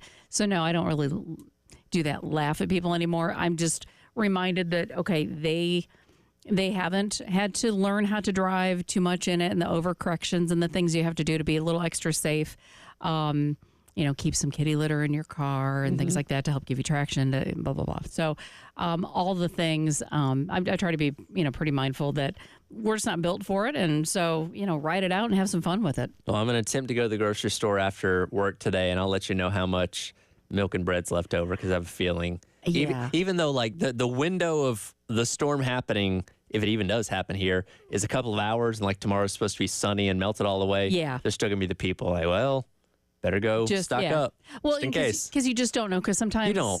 Like with the last system that went through and dumped kind of quite a bit, like in Atlanta, I don't know that they were expecting that. So you just that's true. You don't totally know. That's true. But I'm with you. I legitimately need milk. Like it's not that I'm freaking out. I really do need milk. Yeah, so and of course it's this time. You're like, should have already gotten I should have that. planned ahead. Well, my son lives at the house again. Okay. So we used to not need a lot of milk, and now I need a cow out back to kind of keep up with the supply. So, gotcha. Well, hopefully you can find some at some point today before if not, I'll everybody be knocking snatches on it your off the shelf. Speaking of freaking out, as we transition into our message board mayhem section here, last night on Bucknuts, which is I believe the 24/7 website for Ohio State fans, down 7-0 after Notre Dame goes on their 18 play 75-yard 9-minute 45-second drive. A couple of Ohio State fans already starting to panic. Buckeye Warrior says the non-holding calls have already started, freaking out about that. The OSU 12 says this is absolutely a pathetic effort on the opening drive, running the ball down our bleeping throat. It's a joke. He also follows up with soft bleep, pathetic defense, and then Buck It Up chimes in with defense is trash, figured it out. By the way, they proceeded to not allow another first down for Notre Dame until halfway through the third quarter. So maybe getting a little bit ahead of their skis there when it comes to freaking out about how that state perspective on this, because of course they won the national championship, and credit to them for doing that and rebounding after a really inexcusable loss to close out the regular season to Michigan, which Preston and I just talked about a minute ago, was maybe a lot of them trying to beat Michigan at their own game to prove a point that ended up backfiring. But the beauty of the 12-team format is you do get a couple of mulligans, and Ohio State finally started playing like the way we thought they should and dominated pretty much everybody over the course of the last 4 games in this past month to ultimately win the national championship. But let's kind of flip things over to the other side of things. And Jen, do we have the coaches' cuts ready to go here? We sure do. Let's get to Marcus Freeman. This is him talking about cut number 30 about what happened last night with Ohio State just kind of jumping on them and putting Notre Dame in a hole that was going to be tough to dig out of.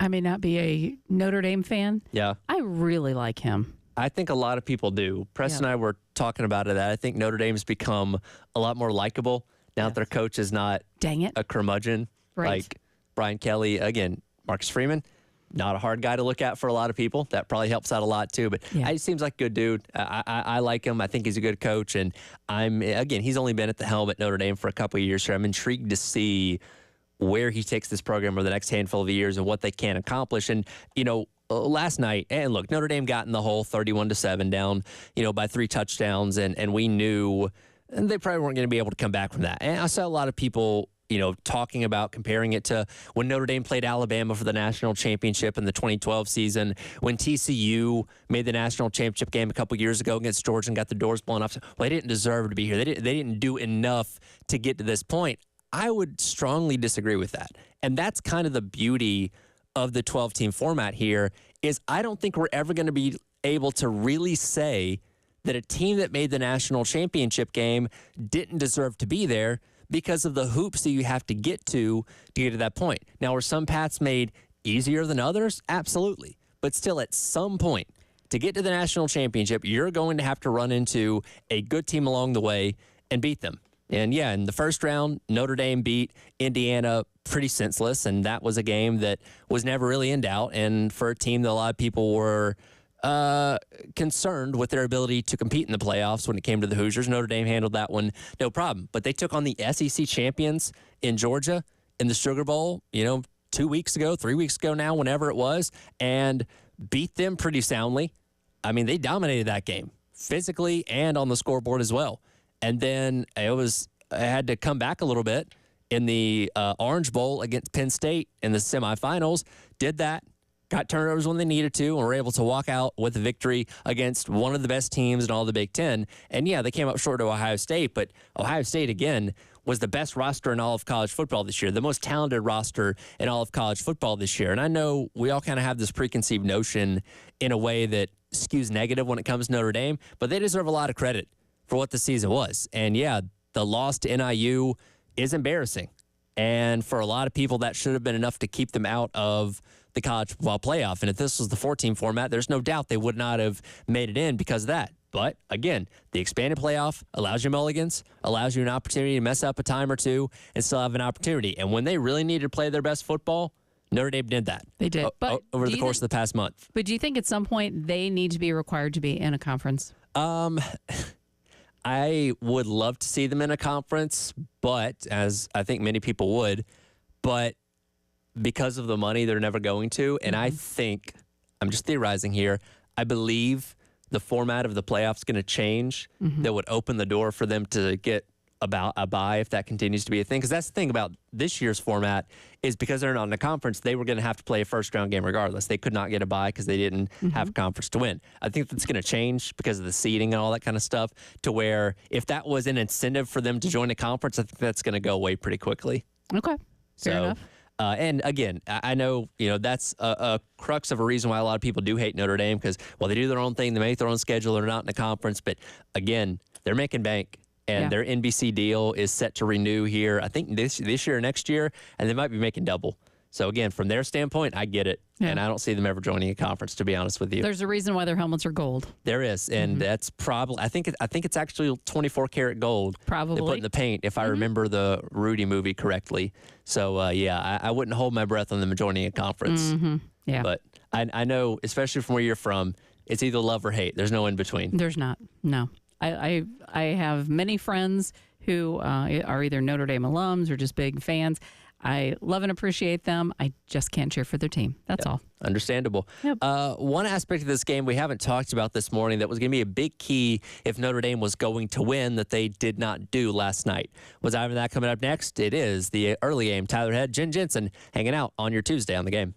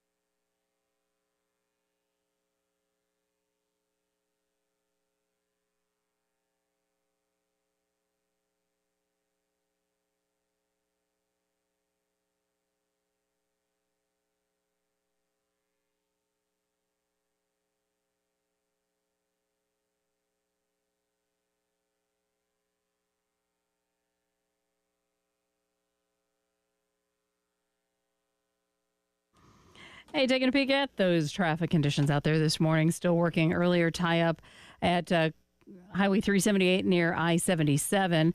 I-20 eastbound at Broad River Road, the right lane is blocked. You do need to stay left.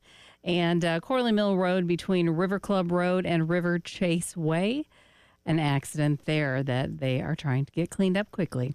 35, that will be our high today, but we are seeing those snow flurries in the forecast potentially after about 3 o'clock this afternoon, and the chances increase as the afternoon and evening wears on. But we're looking again. It'll be 35 is where we top out. That overnight low of 21 and then 36 tomorrow. But the overnight low, a chilly 18. So it's 25 currently with the index of about 19.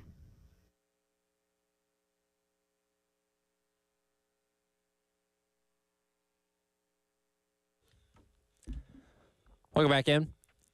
It is the early game. Tyler Head, Fallon Solo here for the next couple of minutes. Jen Jensen hanging out, producing as always. Reminder, tomorrow night, men's basketball in action, taking on LSU. Correction, I believe that's actually going to be Florida. Florida, it is. Florida, Mm-hmm. Sorry. Thinking of the women's game we're excited about. The women's game is on Thursday against LSU. College game day will be here. Kim Mulkey wearing some kind of insane outfit, I'm sure. Yeah, fresh off of, some kind of a tour in Las Vegas or something, like a stage show. Did you see the outfit she had on the other day where she was wearing the basketball hoop? I like missed skirt. That. It looked like she was actually inside of a hoop. I know. Look that up. It was definitely an interesting look. Men's basketball tomorrow night taking on Florida over at CLA. 7 o'clock tip. Premium coverage starting here at 6:30 on the game as Coach Pierce's crew looks for their first SEC win of the season. And we actually have some tickets to give away right now. Callers number 4 and 5, you'll each win a family 4-pack of tickets to go see tomorrow night's men's basketball game as they take on Florida over at Colonial Life Arenas. Again, callers number 4 and 5 right now, 803-404-6100. Win yourself that family 4-pack of tickets for the game tomorrow night. I just found that picture. It Yeah, kind of I like know. a netless, but it's a net skirt. Yeah. Kind of a Right? interesting. Okay. She's got to have a person She that has just to. like Either that or she's comes really up with savvy. these, Mm-hmm. or maybe she's just savvy. I don't know. The sequent was it the one with the tiger on the back? I think is what she wore against Carolina last year. I think so. Yeah. It was. Who knows what she's going to roll out this time around? Yeah. And at this point, I think she just enjoys. Oh, that. yeah. Now it's just, hey, everybody's talking about me. Exactly. She loves being talked about. There's no doubt Yes. about that. Again, callers 4 and 5, 803-404-6100. Again, back to last night's national championship game. Again, Ohio State just the better team at the end of the day. Tons of explosive plays. We talked about it earlier. Beat them in the explosive play category 13-5. Outside of those 2 back-to-back drives where they fumbled, and even then they were moving the ball well, and then had to punt after that, Ohio State wasn't able to be stopped. They scored on every other drive during that game. But one thing that we haven't really got to this morning that we talked about being a big key going into this game was the middle 8. Something that Notre Dame had been phenomenal at this entire season. And just going back to the prior 3 college football playoff games, Notre Dame had outscored opponents in the middle 8, which again is the last 4 minutes of the second quarter and the first 4 minutes of the third quarter. They had outscored their opponents 20-3. And remember, the Sugar Bowl against Georgia, the entire game swung on what happened in that middle 8, where they got the score right before halftime, and then they had the kickoff return right after halftime that swung the game completely, and they ended up winning that game, obviously, pretty easily. On the flip side of things, Ohio State had actually been outscored in the middle 8, 22-7 in the college football playoff. Now, that being said, for the most part, they were controlling those games that they allowed those points in. They allowed 15 points to Oregon in the Rose Bowl, where Oregon scored right before the half, then right after the half, and they allowed that touchdown right before the half against Texas in the Cotton Bowl that they then negated by scoring the long touchdown themselves on the Travion Henderson screen. They took 75 yards. But regardless, the numbers are the numbers, and Notre Dame had been really good at that middle 8, and Ohio State, not as much. Last night Ohio State. I think the biggest key in the entire game was them winning the coin toss and deferring until after the half. That way they could guarantee that they were going to be the first team to touch the ball when the second half started. They have the ball late in the first half. They're driving down. They get a touchdown. At that point, to go up 21-0, they only hand Notre Dame the ball back with 27 seconds left. They run one play and take it to the half. Ohio State then comes out, proceeds to march right down the field, score again very quickly, and within the first 4 minutes of the second half, they score again. So a 14-0 swing in the middle 8 in favor of Ohio State. The last time in the second half, the last time in the first half that Notre Dame touched the ball for a legitimate drive, they were only down 14-7. The next time they touched the ball on a legitimate drive that wasn't just to end the half, they were down 28-7. Or again, there was no coming back from that. And again, I give credit to Marcus Freeman and Notre Dame because they made it interesting. And they put a couple scores on the board, got those 2 stops, and got within 8 points. But again, I go back to I never had any doubt that Ohio State was going to lose this game. Because outside of just continually turning them over, Notre Dame proved they could not stop them. And again, when Ohio State's trying to bleed the clock and they need a big play just to get a first down and keep the clock running, they find Jeremiah Smith for 56 yards, take him down to the 10-yard line, drain the clock down more, and obviously set up to kick the field goal that makes it a 2-possession game that ultimately ends the game. So, again, Ohio State did a lot of things really, really good last night, but I think winning the middle 8 was perhaps the most important thing because that's what Notre Dame predicated itself on in a lot of ways. Notre Dame is a team that tried to beat you in all 3 phases with dominant defense where they were just forcing takeaways left and right, a ball control offense that, because of how good their defense was routinely playing with the lead in games this entire year, and they could go on, 12, 14 play drives and eat up 8, 9, 10 minutes of the clock like they did in the first drive of the game and, really kind of shorten the game themselves. But the problem with that is if you're an offense that's designed that way, when you have to come back from a deficit, it makes it a whole lot harder. And then Notre Dame also plays really, really good special teams. And last night, special teams did not go in their favor. Of course, the Mitch Jeter doinked field goal that, in hindsight, at 31-23, it would have only made it 31-26, which would have meant Notre Dame would have still had a chance, only being out 8 points when they got the ball last. And again, that's a hypothetical scenario. That's not ended up what happened. Did not end up being what happened. But in hindsight, you could see maybe where the decision to kick the field goal would have worked out had Mitch Jeter actually made it. And I saw there was a lot of joyous Gamecock fans seeing Mitch Jeter come up short in what ended up being his final play of his college career as far as kicking field goals go. He kicked the extra point. Or excuse me, no, he did not actually. No, he didn't kick the extra point because they went for 2. So yes, that was the last, going off what I've seen from people and how they reacted to that. But again, Ohio State national champions for the 2024-2025 season. Watching last night's game, I did get really frustrated by one thing, and you probably did too. And we're going to talk about it coming up next, as well as maybe look at who the early favorites for next year's national championship is, as we wrap up today's edition of the early game. Tyler Head, Jen Jensen on your Tuesday on the game.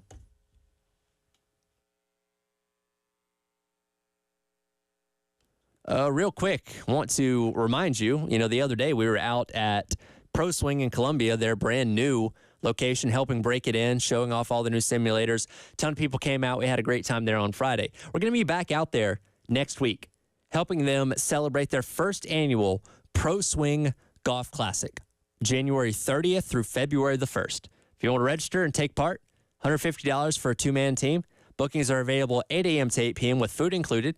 You can win $1,000 for first place. I'm in. $750 for second and $500 for third. Plus, we're going to be drawing Gamecock baseball season tickets just for registering. So even if you sign up, you have a chance to win Gamecock baseball season tickets. If you want to take part, give Pro Swing a call, 803-528-1617. Again, 803-528-1617.